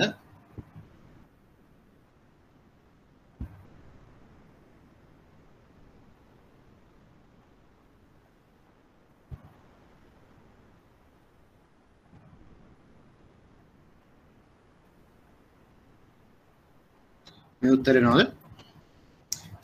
මේ තමයි අපේ වට්ටම් කරපු මුදල් ප්‍රවාහයන් ආරම්භයේ 7700ව තමයි නේද? ආරම්භයේ වට්ටම් කරත් ඒ ගානම නේද අපි දන්නවනේ. මේ 7700 කියන එක අද වියදම් කරන ගාන. ඒ නිසා අදාගියත් 7700 අදාගියත් මේ ගානම තමයි නේද? මේ උත්තර ආවද? වට්ටම් කරාට පස්සේ ආවද නැද්ද?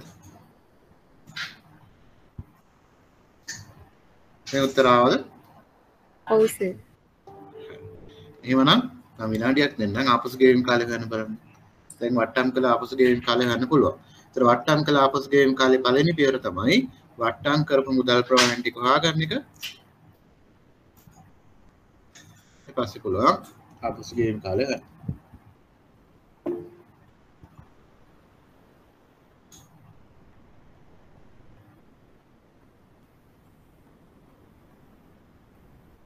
කාට හරි තේරුම් නැති කෙනෙක් ඉන්න නම් අහන්න ඒත් ඒ වෙලාවේදී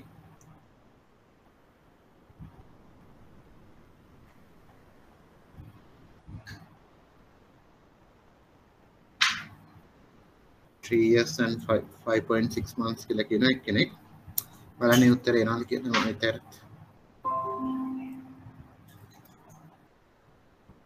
අපි බලමු. පළවෙනි අවුරුද්දේ අපිට 7700ක් ආවරණය කරගන්න ඕනේ. අපිට හම්බෙන්නේ 1250යි. බලමු ඒක කීයක් විතරද? පළවෙනි අවුරුද්දේදී අපිට ආවරණය කරගන්න බැරි වෙනවා සම්පූර්ණ ගාන. තව ඉතුරු වෙනවා 7700 න් 1250ක් ගියා.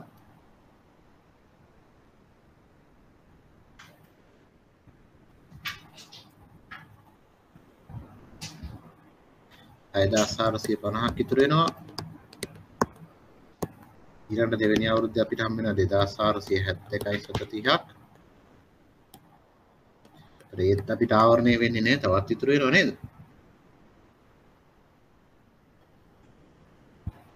තවත් ඉතුරු වෙනවා 3978.7ක්. තුන්වෙනි අවුරුද්දට යනකොට තුන්වෙනි අවුරුද්දේ හම්බෙන්නේ 2847.1.2යි. ඒත් ආවරණය වෙන්නේ නැත්නම් තුන්වෙනි අවුරුද්දේදී ආවරණය වෙන්නේ නැහැ නේද?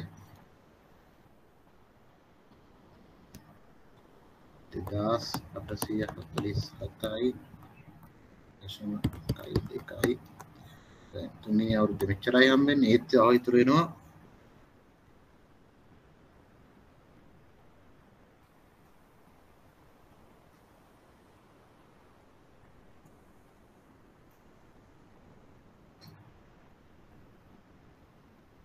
විතරන 1131.58ක් හතරවෙනි අවුරුද්දට යද්දි. නමුත් හතරවෙනි අවුරුද්දේ අපිට හම්බ වෙනවා කීයක් හම්බ වෙනවද? 2414. ඒ කියන්නේ අනිවාර්යයෙන්ම හතරවෙනි අවුරුද්දේදී මේක ආවරණය වෙනවා. නේද? හරියද වන්සලු කරා? වැරදි නම් කියන්න.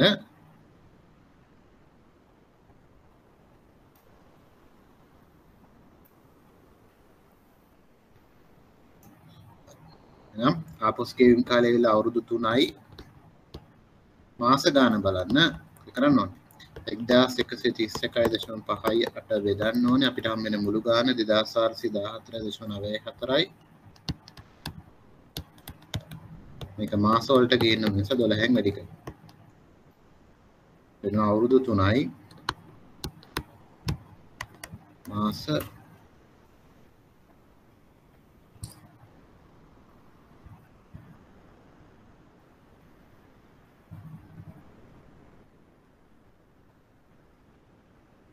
මාස 5.6 මේක දාලා නිතරත් මෙහි උත්තරයක් දාවේ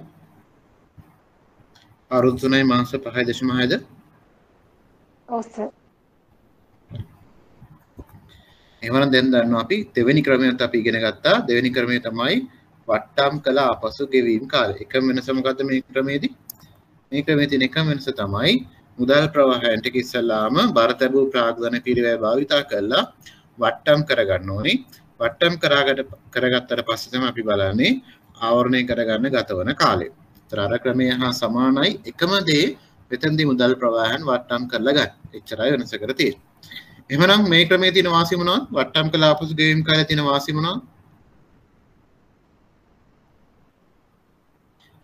වට්ටම් කළ ආපසු ගෙවීම් කාලේ තියෙන වාසිය මොනවද? මුදලේ කාලීනගේ සැලකීම. මුදලේ කාලීනගේ සැලකීම.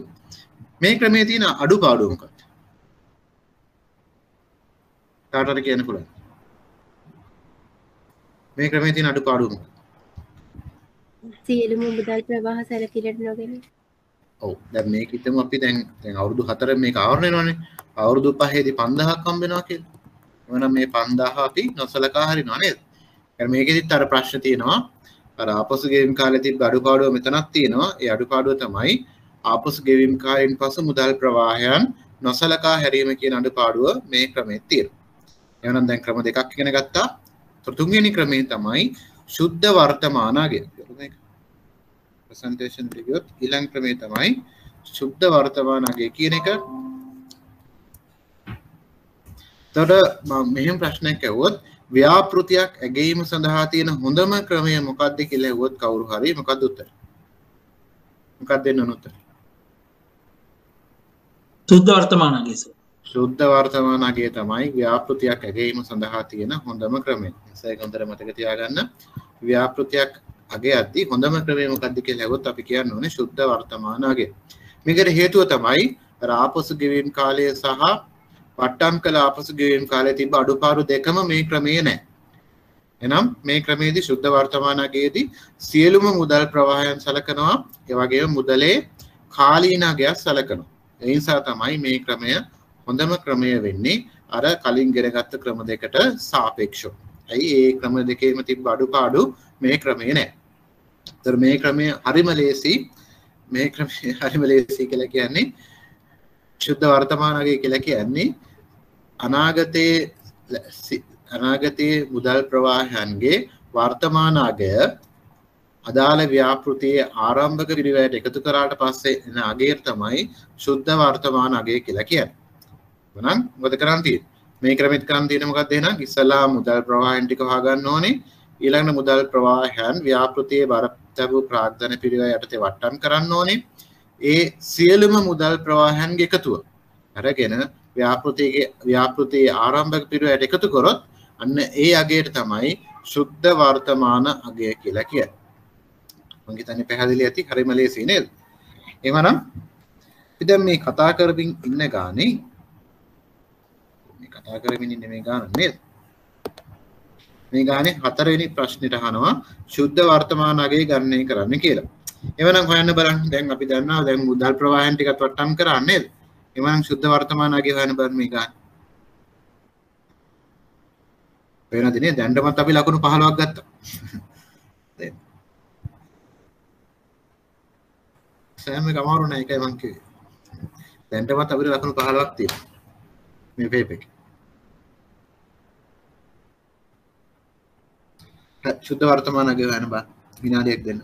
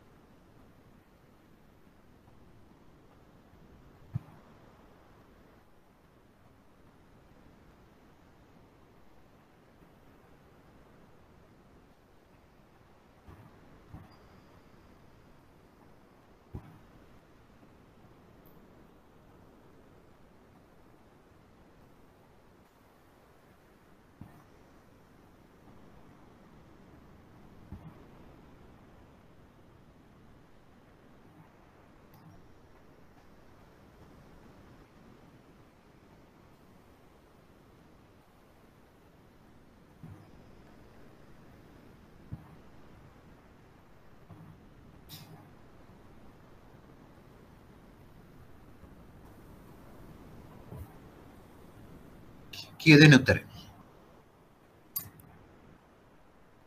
හරිම ලේසි නේද? අපි සුද්ධ වර්තමාන අගයන් ටික හොයාගෙන තියෙන්නේ 1238.39ක් කියලා කියනවා. බලමු. කාට හරි තේරෙන්නේ නැති කෙනෙක් ඉන්නවද මේ?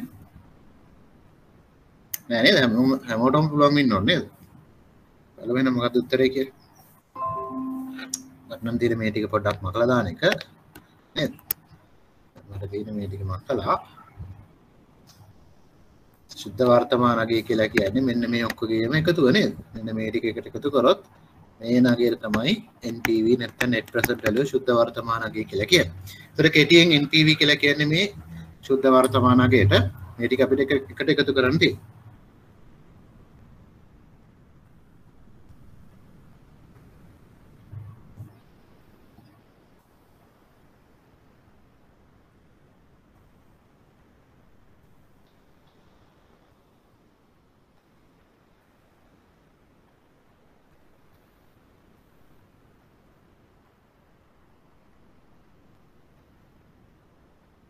උත්තරෙන්න ඕනේ 1283.39.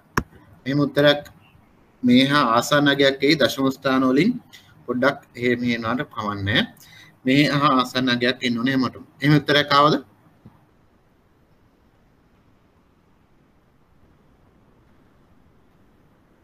ආව නේද?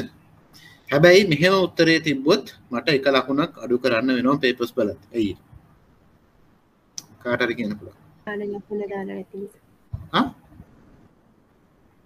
මොකද? දාන ලකුණ දාලා නැති නිසා.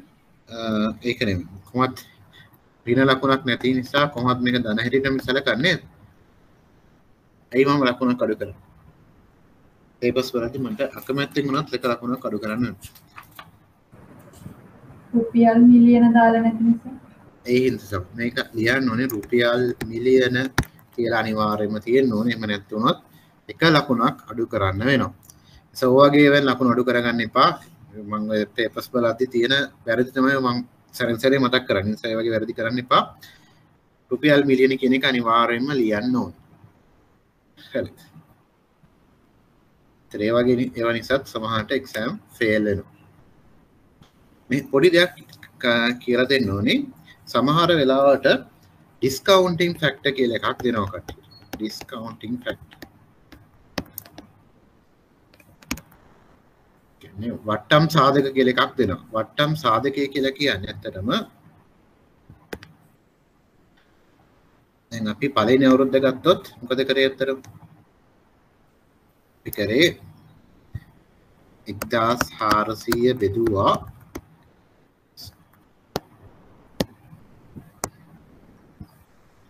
1400 බෙදුවා 1.12 පළවෙනි බලය නේද? අපිට ඕන නම් මේක ලියන්න පුළුවන් නේද? 1400 වැඩි කිරීම 1 බෙදීම 1.12 පළවෙනි බලය නේද? මෙන්න මේ උත්තරේ සුළු කරලා සමහරට එක්සෑම් එකේ දෙනවා අපිට ලේසි කරා. ඒතර මොකද්ද ඩිස්කවුන්ටිංగ్ ෆැක්ටර් වලගේ? ඒතර මේ ටික මේ කාලේ විතරක් සුළු කරොත් ඒ ගාන එක්සෑම් එකේ දෙනවා. මේක සුළු කරොත් එක බෙදීම 1.12 කරේ ඩිස්කවුන්ටිං ෆැක්ටර් එක ඇවිල්ලා මේ කාලේ උත්තරය ඇවිල්ලා 0.89228 එක්සෑම් එකේ මෙන්න මේක දෙනවා. එහෙම දුන්නොත් කොහොමද හදන්නේ? ටක් ගාලා වට්ටම් කරන්න පුළුවන් අපිට. බෙද ඉන්න දෙයක් තියෙනවද? මොකද ගන්න තියෙන්නේ? 1400 වැඩි කරන්න ඕනේ කෙලින්ම 0.89228. එතන මේ අගයන් දීලා තියෙනවා අපිට ගන්න තියෙන්නේ අදාළ මුදල් ප්‍රවාහය ඒකෙන් වැඩි කරන එක තමයි ගන්න තියෙන්නේ. ඒතර ඒ වගේ සමහර අර ඩිස්කවුන්ටිංగ్ ෆැක්ටර්ස් එක්සෑම් එකේ දෙන්න පුළුවන්. ඒතර හරිම ලේසි තවත් ගාන ලේසි කරලා තියෙන්නේ. කෙලින්ම මොකද කරලා තියෙන්නේ? අදාළ මුදල් ප්‍රවාහය අදාළ ඩිස්කවුන්ටිංగ్ ෆැක්ටර් එකෙන් වැඩි කරන්න තියෙන්නේ. ඒතර ඒ වගේ ලේසි කරලා දුන්නාම සමහරවිට ගණන් වරදිනවා එක්සෑම් එකේ. නේද? ඒලා එක්සෑම් එක කල්පනා කරලා මේ මොකක්ද මේ දීලා තියෙන්නේ කියලා එක්සෑම් ෆේල් වෙනවා සමහර වෙලාවට. හරි. එහෙනම් දැන් අපි යමු අපේ මේ හොඳම ක්‍රමයෙන් අපි ඉගෙන ගත්තා නේද? ඉගෙන ගත්ත හොඳම ක්‍රමය දැන් ව්‍යාපෘතයක් ඇගීම සඳහා තියෙන එකට අපි කිව්වා සුද්ධ වර්තමාන අගය කියලා. අපි දන්නවා මේ සුද්ධ වර්තමාන අගය වෙන විදිය නේද? ඊළඟට අපි දැනගන්න ඕනේ අපි කිව්වා ඕනම ක්‍රමයක් දුන්නොත් මොනවද අපි දැනගන්න ඕනේ? නිර්වචනය දැනගන්න ඕනේ, ගණන් හදන්න දැනගන්න ඕනේ, වාසි සහ අවාසි දැනගන්න ඕනේ. ඒ වගේම මේ ක්‍රමය යටතේ ව්‍යාපෘතියක් තෝරගන්න විදිහ දැනගන්න ඕනේ. එමනම් සුද්ධ වර්තමානාගය යටතේ ව්‍යාපෘතියක් තෝරගන්නේ කොහොමද? ඒකදී අපි ඉස්සෙල්ලාම බලන්න ඕනේ සුද්ධ වර්තමානාගය යටතේ ව්‍යාපෘතියක් තෝරගද්දී NPV ක්‍රමය යටතේ ව්‍යාපෘතියක් තෝරගද්දී අපි බලන්න ඕනේ ඉස්සෙල්ලාම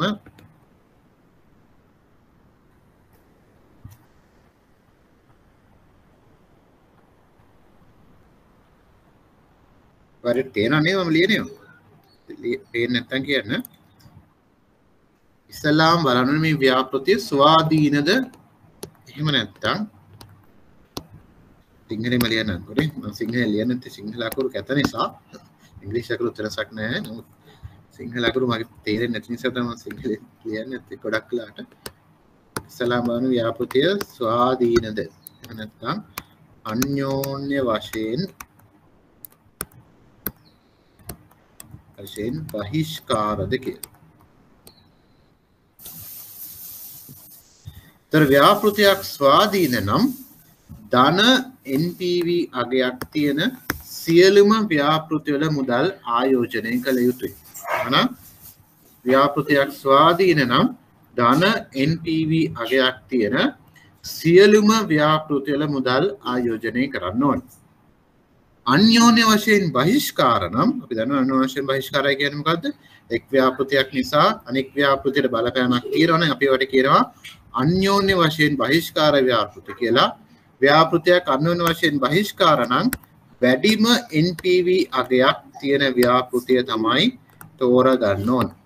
කියන්නේ මෙන්න මේ වැඩිම NPV අගයක් තියෙන ව්‍යාපෘතිය තමයි තෝරගන්න ඕනේ. උදාහරණයක් කිව්වොත් අපි හිතමු ව්‍යාපෘති දෙකක් තියෙනවා A සහ B කියලා. මේ තමයි අපේ NPV අගයන්. පළවෙනි ව්‍යාපෘතියේ NPV අගය 2000යි. B කියන ව්‍යාපෘතියේ NPV අගය 1000යි. එහෙමනම් මේ ව්‍යාපෘති දෙක ස්වාධීන නම් මොන ව්‍යාපෘතියද මුදල් ආයෝජනය කරන්නේ? කටට කියන්න පුළුවන්. මේ ව්‍යාපෘති ස්වාධීන නම් මොන ව්‍යාපෘතියද මුදල් ආයෝජනය කරන්නේ? ඒ ව්‍යාපෘතිය. මං කියලා කිව්වා ඉස්සෙල්ලා ස්වාධීන නම් ධන NPV අගයක් තියෙන සියලුම ව්‍යාපෘතිවල මුදල් ආයෝජනය කළ යුතුයි කියලා නේද? එහෙනම් මොකද කරන්න ඕනේ? A සහ B දෙකේම මුදල් ආයෝජනය කරන්න ඕනේ. අන්‍යෝන්‍ය වශයෙන් බහිෂ්කාර නම් අපි තෝරගන්නේ මොකක්ද? අන්‍යෝන්‍ය වශයෙන් බහිෂ්කාර නම් එතෙන්දී අපි වැඩි NPV එකක් තියෙන ව්‍යාපෘතිය තමයි තෝරගන්න ඕනේ. එතකොට අපි තෝරගන්න ඕනේ A කියන එක. ඊට මේ විදිහට තමයි NPV ක්‍රමය යටතේ ව්‍යාපෘතියක් තෝරගන්න. මම හිතන්නේ පැහැදිලි ඇති. ඔය එක්සෑම් එකට ගියාම බැයි අමතක කරන්න එපා. මම පෙන්නන එක්සෑම් එකේ ප්‍රශ්නයක්. එක්සෑම් එක කොච්චර ලේසිද කියලා තේරෙයි ඒක දැක්කා. එතලා මේ ගාන අපි හැදුවා නේද? වෙලෝ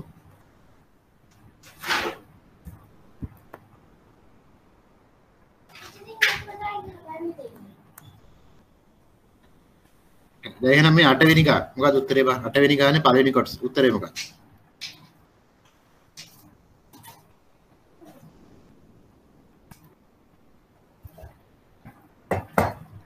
8 වෙනි ගානේ පළවෙනි ප්‍රශ්නේ මොකක්ද උත්තරේ?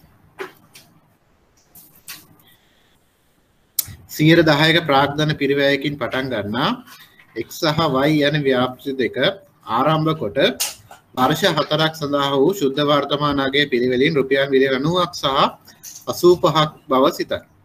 ආයෝජන සඳහා වඩාත් යෝග්‍ය ව්‍යාපෘතිය කුමක්ද? මොකද්ද යෝග්‍ය ව්‍යාපෘතිය? එහෙනම් ඔටම පුළුවන්. මොකද්ද? X ව්‍යාපෘතිය. මොකද්ද? X ව්‍යාපෘතිය. මම දැන් කිව්ව දේ අමතකයි. ඉස්සෙල්ලාම බලන්න ඕනේ මොකද්ද මේ ව්‍යාපෘති දෙක ස්වාධීන ව්‍යාපෘතිද අන්‍යෝන්‍ය වශයෙන් බහිෂ්කාරද කියලා බලන්න ඕනේ නේද? මේක හරිම උත්තරේ තමයි. දැන් ඔකට එකේ x කියන උත්තරේට සම්පූර්ණ ලකුණු දුන්නා. නමුත් හරිම උත්තරේ තමයි මේ ව්‍යාපෘති දෙක ස්වාධීන නම් මේ ව්‍යාපෘති දෙකේම මුදල් ආයෝජනය කළ යුතුයි. ඇයි ඒ දෙකේම NPV අගයන් ධන අගයක් ගන්නා නිසා. නමුත් මේ ව්‍යාපෘති දෙක අන්‍යෝන්‍ය වශයෙන් බහිෂ්කාර නම් අපි මුදල් ආයෝජනය කරන්න ඕනේ x කියන ව්‍යාපෘතිය. ඒක තමයි හරිම උත්තරේ. නමුත් අර දැන් කිව්වා වගේ x කියලා දීලා තිබ්බනම් ලකුණු 5ක් දුන්නා. ලකුණු 5ක් දෙන්න හේතුව තමයි මේ NPV ණය සමාන වීම අදහස කුමක්ද කියන එක ප්‍රශ්නේ වැරදි නිසා. ඒ නිසා ඒ x කියලා විතරක් දාලා තිබ්බනම් ලකුණු 5ක් දුන්නා. නමුත් හරිම උත්තරේ තමයි මේ ව්‍යාපෘති දෙක ස්වාධීන නම් මෙම ව්‍යාපෘති දෙකේම මුදල් ආයෝජනය කළ යුතුයි. ඒ වගේ මේ ව්‍යාපෘති අන්‍යෝන්‍ය වශයෙන් බහිෂ්කාර නම් x කියන ව්‍යාපෘතිය තමයි මුදල් ආයෝජනය කරන්න ඕනේ. මේ ඇත්තටම අහලා තියෙන්නේ පේන ඇති 2016 සැප්තැම්බර් 8 වෙනි ප්‍රශ්නේ. කෙලින්ම ලකුණු 5යි. ඒ වගේම 3 වෙනි කොටසෙන් අහලා තියෙන්නේ මොකද අපි දැන් කතා කරා නේද? ආපසු ගේම් කාලයක දුර්වලතා. ඒ 4 වෙනි කොටසෙන් අහනවා වට්ටම්ගත ආපසු ගේම් කාල පරිච්ඡේදය කෙටියෙන් දක්වන්න. මොකද වට්ටම් කළ ආපසු ගේම් කාලය කියලා කියන්නේ? කිසියම් ව්‍යාපෘතියක අනාගත මුදල් ප්‍රවාහයන් බරතැබූ ප්‍රාග්ධන පිරිවැය පදනම් කරගෙන වට්ටම් කරාට පස්සේ ඒ වට්ටම් කළ මුදල් ප්‍රවාහයන් භාවිතා කරලා කිසියම් ව්‍යාපෘතියක ආරම්භක ආයෝජනය ආවරණය කර ගැනීමට ගතවන කාලය හෙව්වොත් ඒකට තමයි වට්ටම් ගත ආපසු ගෙවීම් කාලය කියන්නේ. හරිම ලේසි. එතන ලකුණු ගන්න පුළුවන්. ඊළඟට අහනවා මෙය ආපසු ගෙවීම් කාල පරිච්ඡේදයට වඩා හොඳ ක්‍රමයක්ද? හොඳ ක්‍රමයක්ද? හොඳ ක්‍රමයක්ද? හොඳයි. හේතුව මොකද්ද? මුදලේ කාලීන අගය සැලකීම නිසා මේක ආපසු ගෙවීම් කාලයට වඩා හොඳයි. එච්චරයි. ඒ නැති ඒතර මෙතනම ලකුණු 15යි. නේද? ඊටමන්ක එක්සෑම් එක හරිම ලේසි.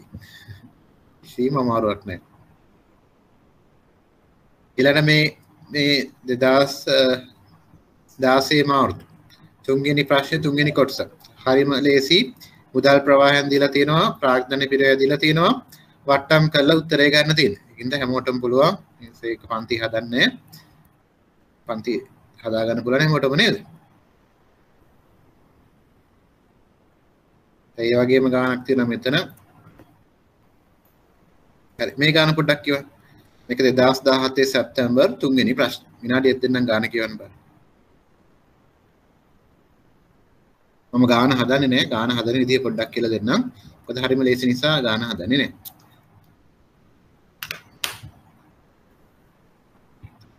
මම උත්තරේ කියන්නම් උනට ගාන හදන්නේ නැහැ. නමුත් ගාන පොඩ්ඩක් කියව ගන්න බෑ. කියවලා පළවෙනි ප්‍රශ්නෙට උත්තරේ මොකක්ද කියලා කියන්න බලන්න. මොකද අපි කරන්නේ?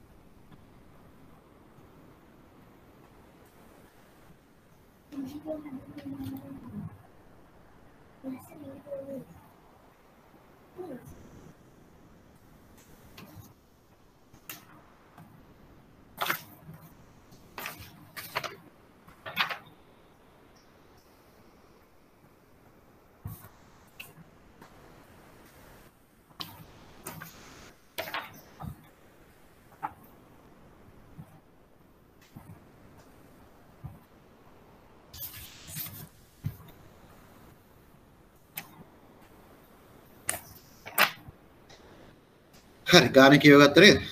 මොකද්ද පළවෙනි එක කරන්නේ අපි? සුද්ධ වර්තමානයේ ගණනය කිරීමේදී මූලික ඇගීම සඳහා දැනටමත් වැය කර ඇති රුපියල් මිලියනයක ඔබ සංයුක්ත කරනුයේ කෙසේද? මොකද අපි ඒක කරන්නේ? දැනටමත් මිලියන එකක් වැය කරලා තියෙනවා. මේ මොකද කරන්නේ?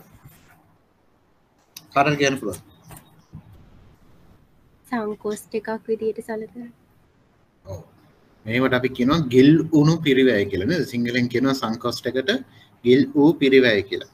මම ඉස්සෙල්ලා කිව්වා ව්‍යාපෘතියක් ඇගීමේ පියවර යටතේ පළවෙනි පියවර මොකද්ද? අනාගත මුදල් ප්‍රවාහයන් ඇස්තමේන්තු කිරීම කියලා. එවනම් එතනදී වැදගත්ම දේ අනාගත. අනාගත කිව්වහම දැනටමත් වේදම් කරපුවත් වෙන තියනවද? නැහැ. ඒක හොඳට මතක තියාගන්න. ව්‍යාපෘතියක් ඇගීමේදී දැනටමත් කිසියම් මුදල් ප්‍රමාණයක් වැය කරලා තියෙනවා නම් ඒවා අපි නොසලකා හරින්න ඕන. මේ සරලයි උත්තරේ මොකද්ද? මේ රුපියල් මිලියන එක නොසලකා හැරිය යුතුයි. එච්චරයි. ලකුණු 5ක් දුන්නා එකට. හොඳට මතක තියාගන්න කිසියම් ව්‍යාපෘතියක් සඳහා දැනටමත් කිසියම් වියදමක් කරලා තියෙනවා නම් ඒවා ව්‍යාපෘතියක් ගෙීමේදී අපි නොසලකා හරිනවා. ඒකට හේතුව මොකක්ද? අපි මේ ව්‍යාපෘතිය කරත් නැතත් ඒක දැනටමත් දරලා ඉවරයි නේද? ඒ නිසා ඒක අපි සැලකිය යුතු නෑ දැන්. ඒක අනාගත මුදල් ප්‍රවාහයකුත් නෙවෙයි. ඒ නිසා අපි හොඳට මතක තියාගන්න ඕනම ව්‍යාපෘතියක් ගෙීමකදී ඒක ආපසු ගෙවීම් කාලය වෙන්න පුළුවන්, NPV වෙන්න පුළුවන්, ඉස්සරහදී ඉගෙන ගන්න අපි IRR ක්‍රමය කියලා. ඒ ඕනෑම ක්‍රමයක් වෙන්න පුළුවන්. ඒ මොන ක්‍රමයකදී වුණත් අපි ඒවා නොසලකා හරින්න ඕනේ. දැන් පළවෙනි එකට උත්තරේ නොසලකා හැරිය යුතුයි. එහෙනම් ඊළඟට තියෙනවා මුදල්. දැන් මේක හරිම ලේසි තවත්. මුදල් ප්‍රවාහයන් දීලා තියෙන්නේ නේද කෙලින්ම. ඒතර ලාභයක් නෙවෙයි කෙලින්ම මුදල් ප්‍රවාහය දීලා තියෙන නිසා කෙලින්ම අපිට වට්ටම් කරන්න තියෙන්නේ ප්‍රාග්ධන පිරිවැයක් දීලා තියෙනවා 11%යි කියලා. එහෙනම් මේ ව්‍යාපෘතියේ NPV වලගේ මම කියන්නම් උත්තරේ එන්නේ ඍණ 75.3යි. NP වලගේ ඍණ 75.3යි. ගෙදරදී හදලා බලන්න මේ උත්තරේ එනවද කියලා. NP වල උත්තරේ අගේ එනවා ඍණ 75.3යි. එමනම් අහනවා තුන්වෙනි කොටසෙන් අහනවා NPV ගණනය කිරීම පදනම් කරගෙන ව්‍යාපෘතියේ බාර ගැනීම සම්බන්ධව ඔබගේ නිර්දේශය කුමක්ද? එහෙමනම් දැන් NPV වලගේ ආවා ඍණ 75යි කියලා. එහෙමනම් අපි මේ ව්‍යාපෘතිය තෝරගන්නවද? මේ ව්‍යාපෘතිය තෝරගන්නවද? නැහැ. නෑ. මේ ව්‍යාපෘතිය අපි තෝරගන්නේ නෑ. NPV වලගේ ඍණ අගයක් ගන්නා නිසා. ඒතර මේ ව්‍යාපෘතිය ආයෝජනය කරොත් මොකද වෙන්නේ අතට? අයිතිකරුවන්ගේ ධනයට මොකද වෙන්නේ? මේ ව්‍යාපෘතිය මුදල් ආයෝජනය කරොත් අයිතිකරුවන්ගේ ධනය මොකද? කොච්චර ගියනද වෙනවද? අර මං කිව්වා ඍණ 75.3. ඒක රුපියල් මිලියන 75.3කින්ම අයිතිකරුවන්ගේ ධනය අඩු වෙනවා. අපි දන්නවා අපි අරමුණ තමයි අයිතිකරුවන්ගේ ධනය උපරිමන ආකාරයෙන් කටයුතු කිරීම. මේ ව්‍යාපෘතියේ මුදල් ආයෝජනය කරොත් වෙන්නේ අයිතිකරුවන්ගේ ධනය අඩු වෙන එක. ඒ නිසා අපි මේ ව්‍යාපෘතියේ මුදල් ආයෝජනය කරන්නේ නැහැ. ඊළඟට අහනවා ව්‍යාපෘති අගීම් කිරීමේදී පිළිගැවීම් කාලක්‍රමයට එරෙහිව NP වල ඇති වාසි. දන්නවනේ ඒක ලේසින් ලකුණු 20යි නේද? ලකුණු 20 ස්පියාගෙනම ගන්න පුළුවන්.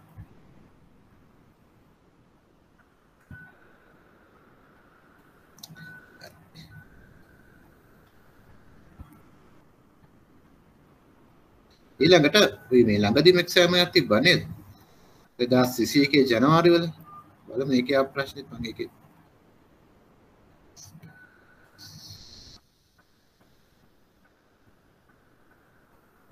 ඒකේ ප්‍රශ්න මට මේක දාන්න බැරුණා මේ සැරේ ප්‍රසන්ටේෂන් එක එවද්දී එක්සෑම් පේපර් එකෙන් පෙන්නන ගම් ප්‍රශ්නේ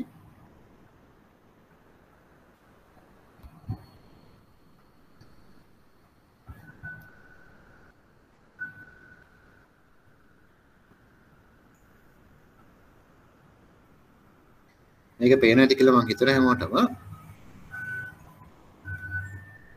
ඉතින් අතර මාකින් ස්කීම් එක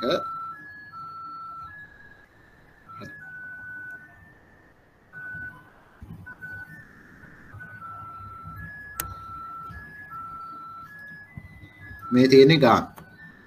NPV එකෙන් තියෙන්නේ හරියම ලේසියි නේද? මම කිව්වා අර ඩිස්කවුන්ටිංగ్ ෆැක්ටර්ස් දෙනවා කියලා. මම ඒකයි කිව්වේ. මේ ඩිස්කවුන්ටිංగ్ ෆැක්ටර්ස් දීලා තියෙන්නේ. ඩිස්කවුන්ටිංగ్ ෆැක්ටර්ස් උනොත් මොකද ගන්න තියෙන්නේ? අදාළ මුදල් ප්‍රවාහය එයාගෙන් වැඩි කරන්නේ 700 වැඩි කරනවා 0.9 නේද? ඒ වගේ. ඒත් මේකේ තියෙන කෙලිම NPV හොයන්න මේ උත්තර ටිකක් තියෙනවා නම් ඒ වගේ පේනදී මේ මෑතකදී තිබ්බ එක්සෑම් එකෙත් හරිම ලේසි ප්‍රශ්නයක් අහලා තියෙන්නේ නේද? එහෙම වුණත් එක්සෑම් එකේ පාස් රේට් එක නම් 10%යි 120ක් විතර තමයි හැමදාම තියෙන්නේ. මම දන්නේ නැහැ කියලා.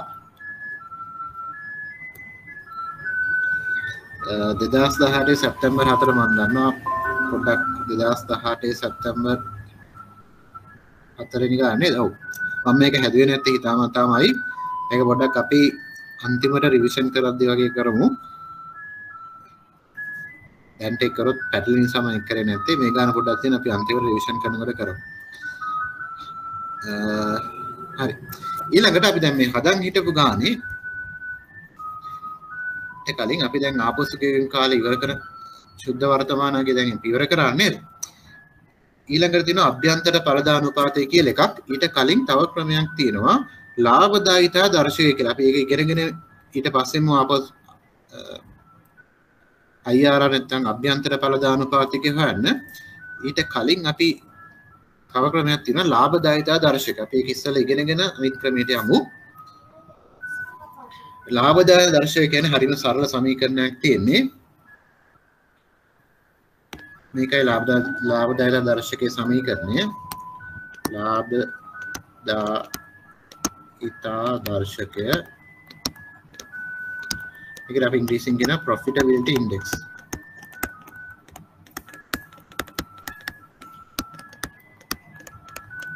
ලාභදායක දර්ශකය කියලා කියන්නේ එක ධන NPV බෙදීම NPV වලගයක් උත්තරයක් ආව නේද? NPV අගේ බෙදීම ආරම්භක මුදල් ප්‍රවාහය. අපිට ආරම්භක මුදල් ප්‍රවාහය නෙමෙයි අපිට දාන්න පුළුවන් ව්‍යාපෘතියේ ආයෝජනය කියලා. මේ බෙදීම ව්‍යාපෘතියේ ආයෝජනය. මේක තමයි ලාභදායක දර්ශකයේ සමීකරණ. සමීකරණේ මතක නම් එක්සෑම් එකේ ලකුණු 5ක්. අමාරු නෑ. එහෙනම් ලාභදායක දර්ශකය කියන්නේ මොකද්ද? එක ධන NPV බෙදීම ව්‍යාපෘතියේ ආයෝජනය. අපි බලමු එක්සෑම් එකේ ආපු ගාන මේ සම්බන්ධයෙන්. අපි දැන් කතා කරමු හිටපු පේපර් එකේම තිබ්බ ප්‍රශ්නයක්. එහෙනම් මේකේ දැන් ලාභදායක දර්ශකය හොයන්න බලන්න හැමෝටම පුළුවන් නේද? NPV අපි හොයාගත්තානේ. ලාභදායක දර්ශකය හොයන්න බලන්න. මේ හද ඉන්න ගන්න.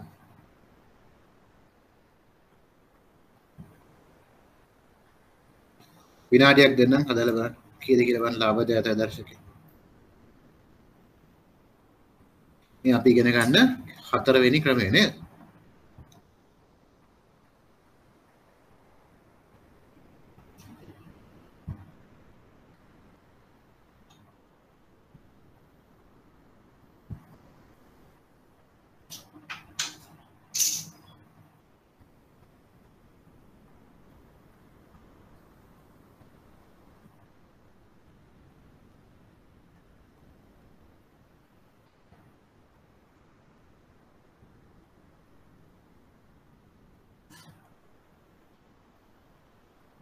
කිය දෙන උත්තරේ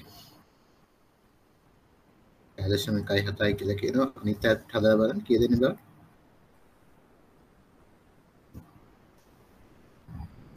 මොකද අනිත් පාඩම් වලට වඩා මම මේ පාඩම ගොඩක් හිමීට කරන්නේ ලේසියෙන්ම ලකුණු 15කට වඩා වැඩි ප්‍රමාණයක් ගන්න පුළුවන් නිසා. 1.167යි කියලා කියනවා. අපි බලමු එන උත්තරේ මොකක්ද කියලා.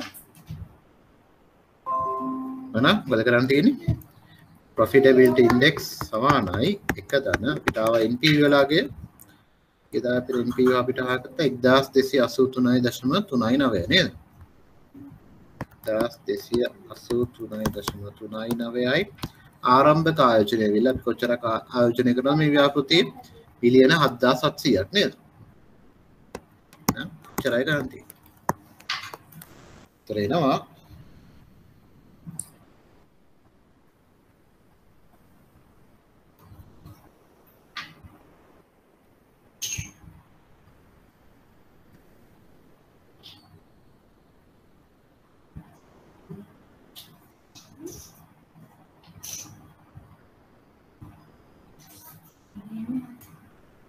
කරනවා 1.1667 මේක තමයි ලාභදායකතා දර්ශකයේ අගය හැමෝටම තේරුණාද ගණන් හදපු හැටි හරිම ලේසි මොකද ගණන් තියෙන්නේ NPV අගය බෙදන්න තියෙනවා ව්‍යාපෘතියේ ආයෝජනයෙන් ඒකට එන උත්තරය 1.167 හැමෝටම තේරුණාද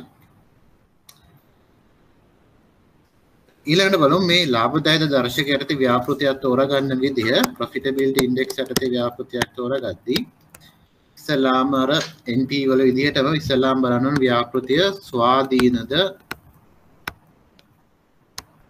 අන්‍යෝන්‍ය වශයෙන් බහිෂ්කාරද කියලා.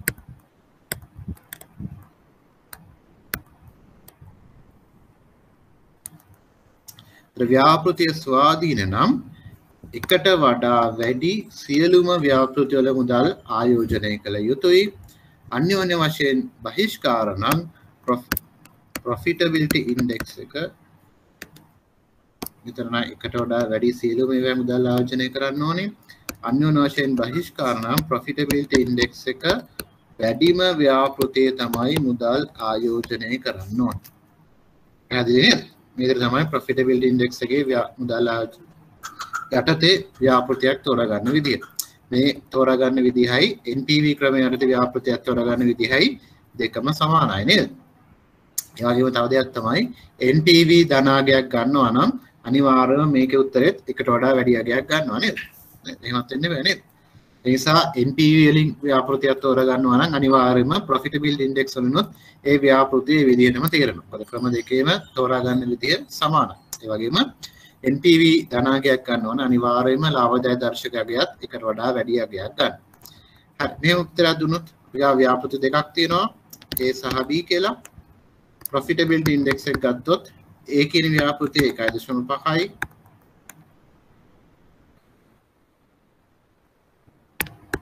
A කියන ව්‍යාපෘතියේ profitability index එක 2යි B කියන ව්‍යාපෘතිය 1.5යි.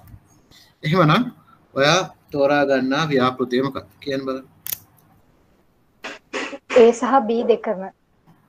ඔව් A සහ B දෙකම තෝරා ගන්නවා ව්‍යාපෘති දෙක ස්වාධීන නම් නේද? ස්වාධීන නම් A සහ B දෙකම තෝරා ගන්නවා. අන්‍යෝන්‍ය වශයෙන් බහිෂ්කාර නම් A කියන ව්‍යාපෘතිය තෝරා ගන්නවා. හරි මේ තමයි profitability index. දැන් එකක් ගන්න. එහෙනම් ක්‍රම හතරක් අපි ඉගෙන ගත්තා නේද? තව එකක් තියෙනවා. තව එක ක්‍රමයක් අපි ඉගෙන ගමු. ඒකට අපි කියනවා ගිණුම් කරන ප්‍රතිලාභ අනුපාතිකය කියලා.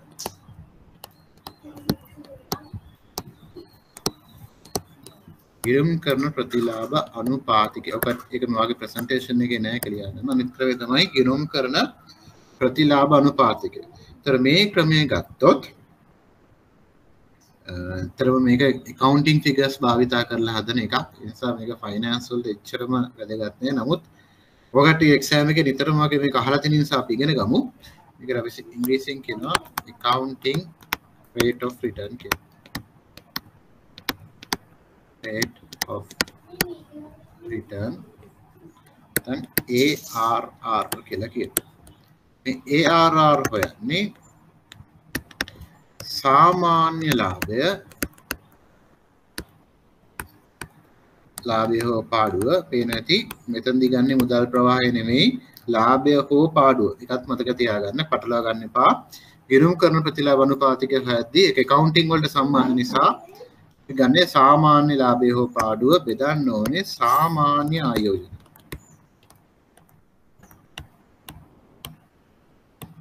වැඩි කරන්න ඕනේ 100. මේක තමයි ගිණුම් කරන ප්‍රතිලාභ අනුපාතිකය හොයන සමීකරණ.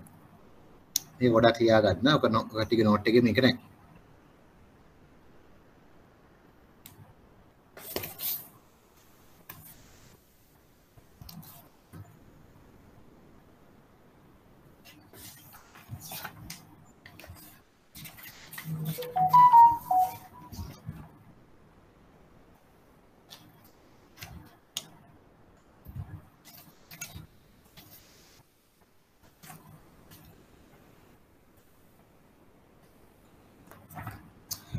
සාමාන්‍ය ලාභය හෝ පාඩුව හොයන්නේ කොහොමද? අවුරුදු දීලා තියෙන අවුරුදු වල ලාභය ටික එකතු කරලා ලාභය හෝ පාඩුව ටික එකතු කරලා හතරෙන් බෙදුවොත් එතනවා සාමාන්‍ය ලාභය හෝ පාඩුව. සාමාන්‍ය ආයෝජනය හොයන්නේ කොහොමද? ආරම්භක ආයෝජනයයි අවසන් ආයෝජනය එකතු කරලා දෙකෙන් බෙදුවොත් එනවා අපිට සාමාන්‍ය ආයෝජනය. හරි. එහෙනම් අපි බලමු මේකත් එක්සෑම් එක ආපු ගාන.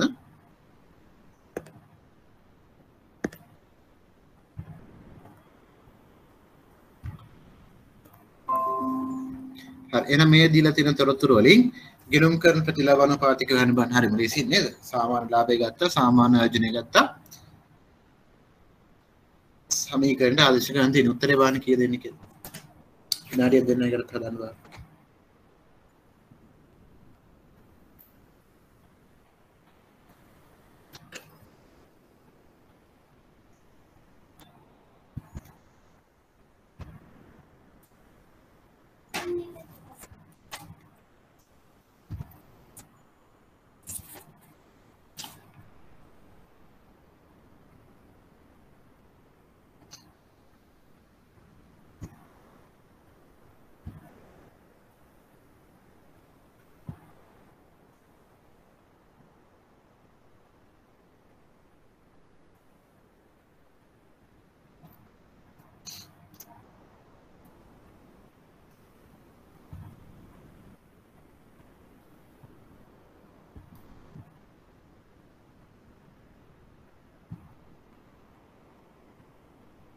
දෙනෙ උත්තර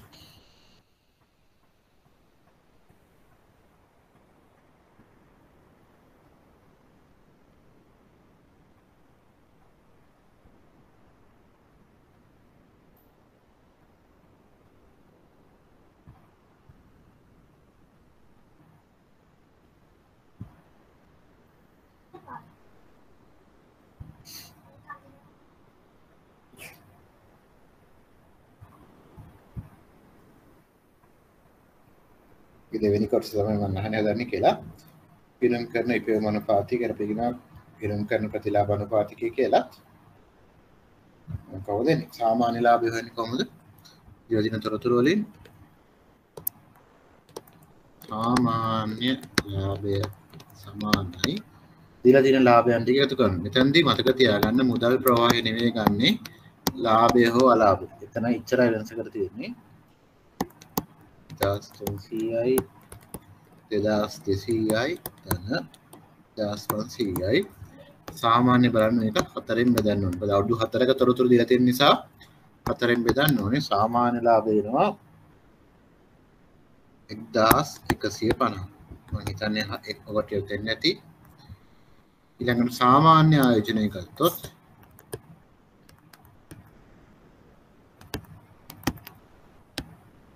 ආරම්භයේ 7700ක් තියෙනවා. ඒ වගේම අවසානයේ සුන්බුන් වගේක් වෙනව නේද? ඒකත් අපි ආයෝජනයක් හැටියට තමයි සැලකන්නේ. මේක තමයි ආරම්භක ආයෝජනයේ 7700යි, අවසාන ආයෝජනයේ 500යි. මේක දෙකෙන් බෙදන්න තියෙනවා. උත්තරේ 4100. මනම් counting rate of return සමානයි 1150 බෙදීම 4100 වැඩි කිරීම 100 උත්තරේ ඉන්න ඕනේ 100ට 28.05. මේ උත්තරය අවද හැමෝටම මම දැන් ගොඩක් අයට සුන්බුණගේ ගන්න අමතක වෙන්නේ නැති. සුන්බුණගේත් අපි ආයෝජනයක් හැටියට තමයි සැලකන්නේ. ඒ නිසා තමයි ආරම්භක ආයෝජනය 1700යි අවසානයේ 500ක් වෙන සුන්බුණගේ එකතු කරලා දෙකෙන් බෙදුවේ. උත්තරේ එන්නේ 28.05යි.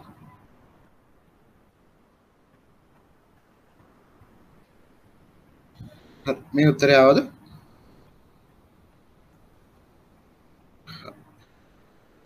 වෙන තව ගානක් අද එක්සෑම් එකේ ආපු සර් ඔව් සර් සුන්බුන්නගේ ආයෝජනයක් හැටියට ගන්න හේතුව මොකද්ද සර් පොඩ්ඩක් එක්ස්ප්ලেইন කරන්න. ඒකත් මුදල් ප්‍රවාහයක් නිසා කියන්නේ ව්‍යාපෘතියේ සල්ලි ඒමක් නේ නේද? ඒවා විකුණුවාට පස්සේ ආදායමක් හම්බ වෙන නිසා තමයි ඒකත් එකතු කරන්නේ. ඒක හැබැයි මොකද accounting rate of return එකට නිශ්චිතවම ඒක ගත්තේ නැහැ කියලාත් වරදි දාන්න බෑ. නමුත් වෙලා තියෙන මාකින් ස්කීම් එක ගත්තොත් සම්පූර්ණගේ ආයෝජනයක් හැටියට තමයි සලකන්නේ කියලා දේ. නමුත් ඒක දැම්මා කියලා ගාන වරදින්නේ නැහැ. ඒක හැබැයි බලන පුද්ගලයන්ව තමයි පේපර්ස් වෙනස් වෙන්නේ. සමහර ලාට ඔකටිගේ පේපර්ස් බලන්නේ ෆයිනෑන්ස් ගැන දැනුමක් නැති කෙනෙක්. එහෙම වුණොත් එයාට මාකින් ස්කීම් එකේ තියෙන උත්තරයෙන් බලාපොරොත්තු වෙනවා. ඒ නිසා මාකින් ස්කීම් එකේ තියෙන එක මම ඔකටිට කිව්වේ. මාකින් ස්කීම් එකට අනුව සම්පූර්ණගේත් ආයෝජනයක් හැටියට තමයි සලකන්න ඕනේ. බලමු තව ගානක්.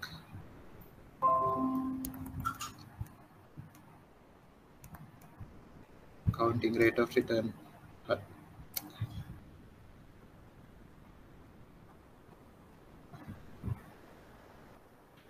මේ ගාන හදන්න බලන්න. මේකේ accounting rate of return අහනවා නේද? මේකේ දෙවෙනි ගානකෙ 30 හදන්න මම කිව්වා නේද? උත්තරෙත් කිව්වා මම හිතන්නේ.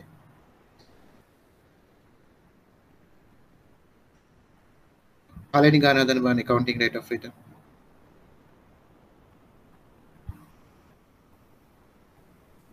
මේක ඇවිල්ලා 2019 මාර්තු 4 වෙනි ප්‍රශ්නේ පළවෙනි කොටස.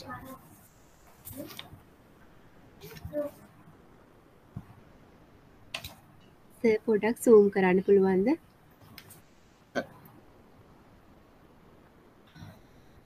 මේවා හම්බුනේ නැද්ද ඔය කට්ටියට? හම්බුරනේ.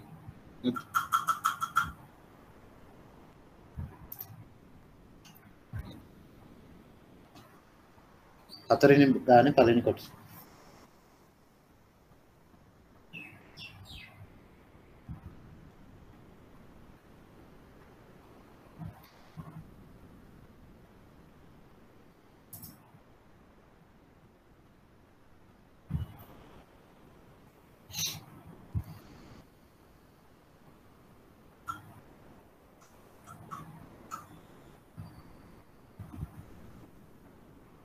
ඒතර මේ ක්‍රමයටද ව්‍යාපෘතියක් තෝරගන්න ඕන නම් මේක වැඩි ව්‍යාපෘතිය තමයි තෝරගන්න ඕන. නමුත් මේක භාවිතා කරන්නේ නැහැ අතරම ෆයිනෑන්ස් වලදී.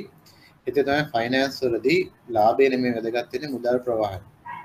ෆයිනෑන්ස් වලදී තෝරගන්නේ වැඩිම මුදල් ප්‍රවාහයක් ලැබෙන ව්‍යාපෘතිය. වැඩිම ලාභයක් ලැබෙන එකට වඩා අපිට වැදගත් වෙන්නේ මුදල් ප්‍රවාහය.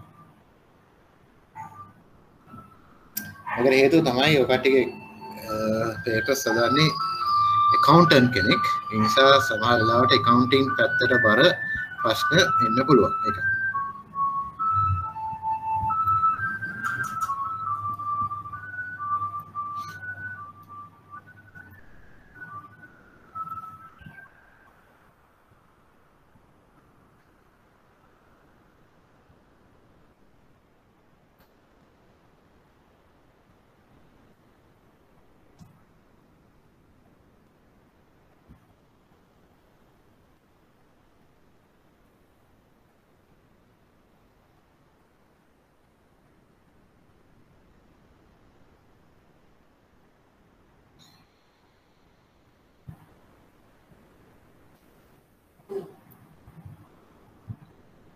එතන මේ ගානේ සුන්බුණගයක් නැහැ නේද?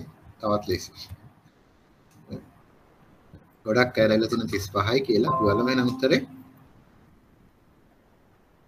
කෙත් නම්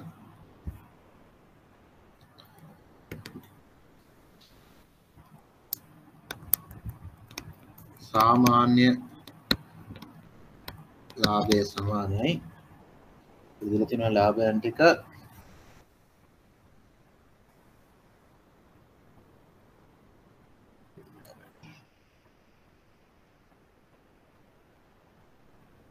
දෙසිය 50 එකතු කිරීම 200 එකතු කිරීම 150 එකතු කිරීම 100 මේ උත්තරේ 4ෙන් බෙදන්න ඕනේ අවුරුදු 4ක දීලා තියෙන නිසා මේ ගානත් 4ෙන් බෙදපු නිසා හැම ගානම 4ෙන් බෙදෙන්නේ නැහැ හරිද කටපාඩම් කරන්න එපා මේ 4 ආවේ අවුරුදු 4ක දත්ත තියෙන නිසා අවුරුදු 6ක ලාභ තියෙනවා නම් 6ෙන් බෙදන්න ඕනේ ගණන් කටපාඩම් කරන්න එපා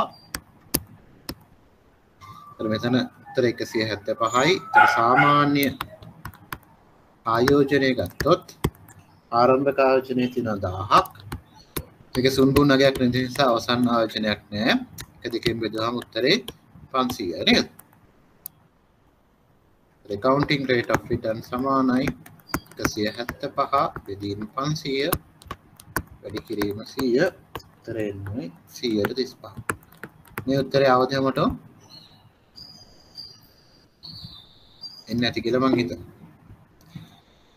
ඊළඟට මේ ක්‍රමයේ තියෙන අඩුපාඩු මොනවද? ඊළඟ ප්‍රශ්න. මේ ක්‍රමේ වාසි නැහැ අඩුපාඩු තමයි තියෙන්නේ.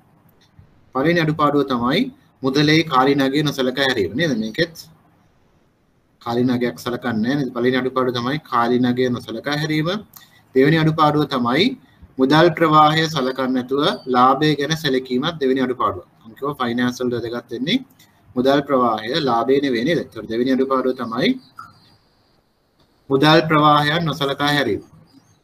පළවෙනි අඩුපාඩුව මුදලේ කාලීනගය නොසලකා හැරීම, දෙවෙනි අඩුපාඩුව මුදල් ප්‍රවාහයන් නොසලකා හැරීම.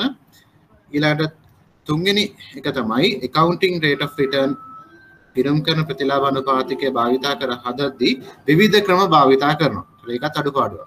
අර මම ඉස්සෙල්ලා කිව්වා වගේ සමහර පොත්වල තියෙනවා සුන්බුණගය අරගෙන හදලා තියෙනවා, සමහර පොත් තියෙනවා සුන්බුණගය නැතුව හදලා. ඒ නිසා නිශ්චිත ක්‍රමයක් නැතිවීමත් මේ ක්‍රමයේ තියෙන අඩුපාඩුව. මේ අඩුපාඩු තමයි මේ ක්‍රමයේ තියෙන්නේ. ඒතර මේක ව්‍යාපෘතියක් ගැනීම සඳහා ඇත්තටම භාවිතා කරන්නේ නැහැ ෆයිනෑන්ස් වලට. නමුත් අර මම ඉස්සෙල්ලා කිව්වා වගේ ඔයටිගේ පේපර් එක හදන accountant කෙනෙක් නිසා මේ හා සම්බන්ධ ප්‍රශ්න එන්න පුළුවන් එක්සෑම් එකේ. අවිලක් තියෙනවා දැන් මේ පාස් පේපර්ස් ගත්තොත් දෙවතාවක් මේ ගාන අහලා තියෙනවා. යමු අපේ ප්‍රසන්ටේෂන් එකට. ඔව්. එහෙනම් අපි ඉගෙන ගත්තා ක්‍රම හතරක් නේද? ලාභදාය දර්ශක ඉගෙන ගත්තා. NPV ඉගෙන ගත්තා. ආපසු ගෙවීම් කාලය ඉගෙන ගත්තා. වට්ටම් කළ ආපසු ගෙවීම් කාලය ඉගෙන ගත්තා. තව අපිට ක්‍රම දෙකක් ඉගෙන ගන්න තියෙනවා. ඒ තමයි අභ්‍යන්තර ඵලදා අනුපාතිකය සහ වෙනස් කළ අභ්‍යන්තර ඵලදා අනුපාතිකය කියලා දෙකක් ඉගෙන ගන්න තියෙනවා. අභ්‍යන්තර ඵලදා අනුපාතිකය කියලා කියන්නේ NPV අගය බිඳුවක් වෙනකොට තියෙන බර තැබු බර තැබූ ප්‍රාග්ධන පිරිවැයට තමයි අභ්‍යන්තර ඵලදා අනුපාතිකය කියලා කියන්නේ.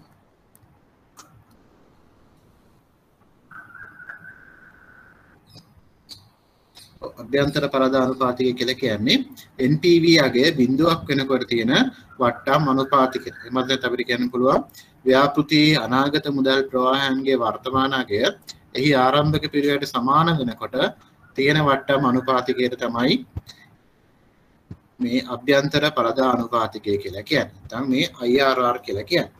මේක අපි ලියුවොත්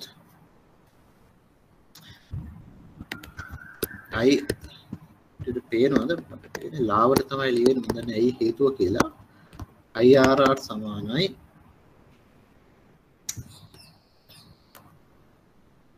හිතමුකෝ අපි ආරම්භක ආයෝජනය දිනවා කියලා. ඉනිෂියල් ඉන්වෙස්ට්මන්ට් එක තියෙනවා. ඒතර මේකේ අනාගත මුදල් ප්‍රවාහයන් අපි වට්ටම් කරනවා. එක ධන weighted average cost of capital වල පළවෙනි බලය, cash flows ධන එක ධන weighted average cost of capital වල දෙවෙනි බලය. මේ විදිහට අපි වට්ටම් කරනවා නේද? ඒතර මේ වට්ටම් කරපු මුදල් ප්‍රවාහයන් වල එකතුව 100 නම් ඒ වගේම ආරම්භක පිරිවැය 100 නම් මොකද මේ දෙක එකතු කරාම NPV එන්නේ. ඒතර NPV වගේ බිඳුවක් වෙනවා නේද? ඒක මම කියලා කිව්වේ ව්‍යාපෘතියේ ඉදිරි මුදල් ප්‍රවාහයන්ගේ වර්තමාන අගය එහි ආරම්භක පිරිවැයට සමාන වනකොට තියෙන මෙන්න මේ weighted average cost of capital වලට තමයි IRR කියලා කියන්නේ. දැන් නිර්වචනය මතක තියාගන්න. නිර්වචනය ලේසියෙන්ම කිව්වොත් NPV අගය බිඳුවක් වෙනකොට තියෙන වට්ටම් අනුපාතිකයට තමයි IRR කියලා කියන්නේ. එහෙමත් නැත්නම් කිසියම් ව්‍යාපෘතියක අනාගත මුදල් ප්‍රවාහයන්ගේ වර්තමාන අගය එහි ආරම්භක පිරිවැයට සමාන වෙනකොට තියෙන බර තැබූ ප්‍රාග්ධන පිරිවැයට තමයි මේ IRR කියලා කියන්නේ. හරි, නිර්වචනය පැහැදිලි ඇති. ගණන් හදන්න අද වෙලාවක් නැහැ. අපි ඊළඟ සතියේ ගණන් හදමු. මොනවා හරි ප්‍රශ්න තියෙනවද අද ඉගෙන ගත්ත දේවල් වලින්? අද අපි ක්‍රම 4ක් ඉගෙන ගත්තා. ඊළඟ සතියේ ඊතුරු ක්‍රම 2 ඉගෙන ගමු. මොනවා හරි ප්‍රශ්න තියෙනවද? ප්‍රශ්න නැත්නම් අපි අදට පන්තිය මෙතනින් නවත්තමු. ඊතුරු ටික ඊළඟ සතියේ අපි කරමු. එහෙනම් thank you. ඊළඟ සතියේ කරමු. ඒ වගේම මේ ෆයිනෑන්ෂල් මැනේජ්මන්ට් මේ බදාදා නැහැ. මම හිතන අනිත් සබ්ජෙක්ට්ස් බදාදා තියෙන එක්ස්ට්‍රා ක්ලාස් එකක්. ෆයිනෑන්ෂල් මැනේජ්මන්ට් විතරක් මේ බදාදා නැහැ. එහෙනම් thank you.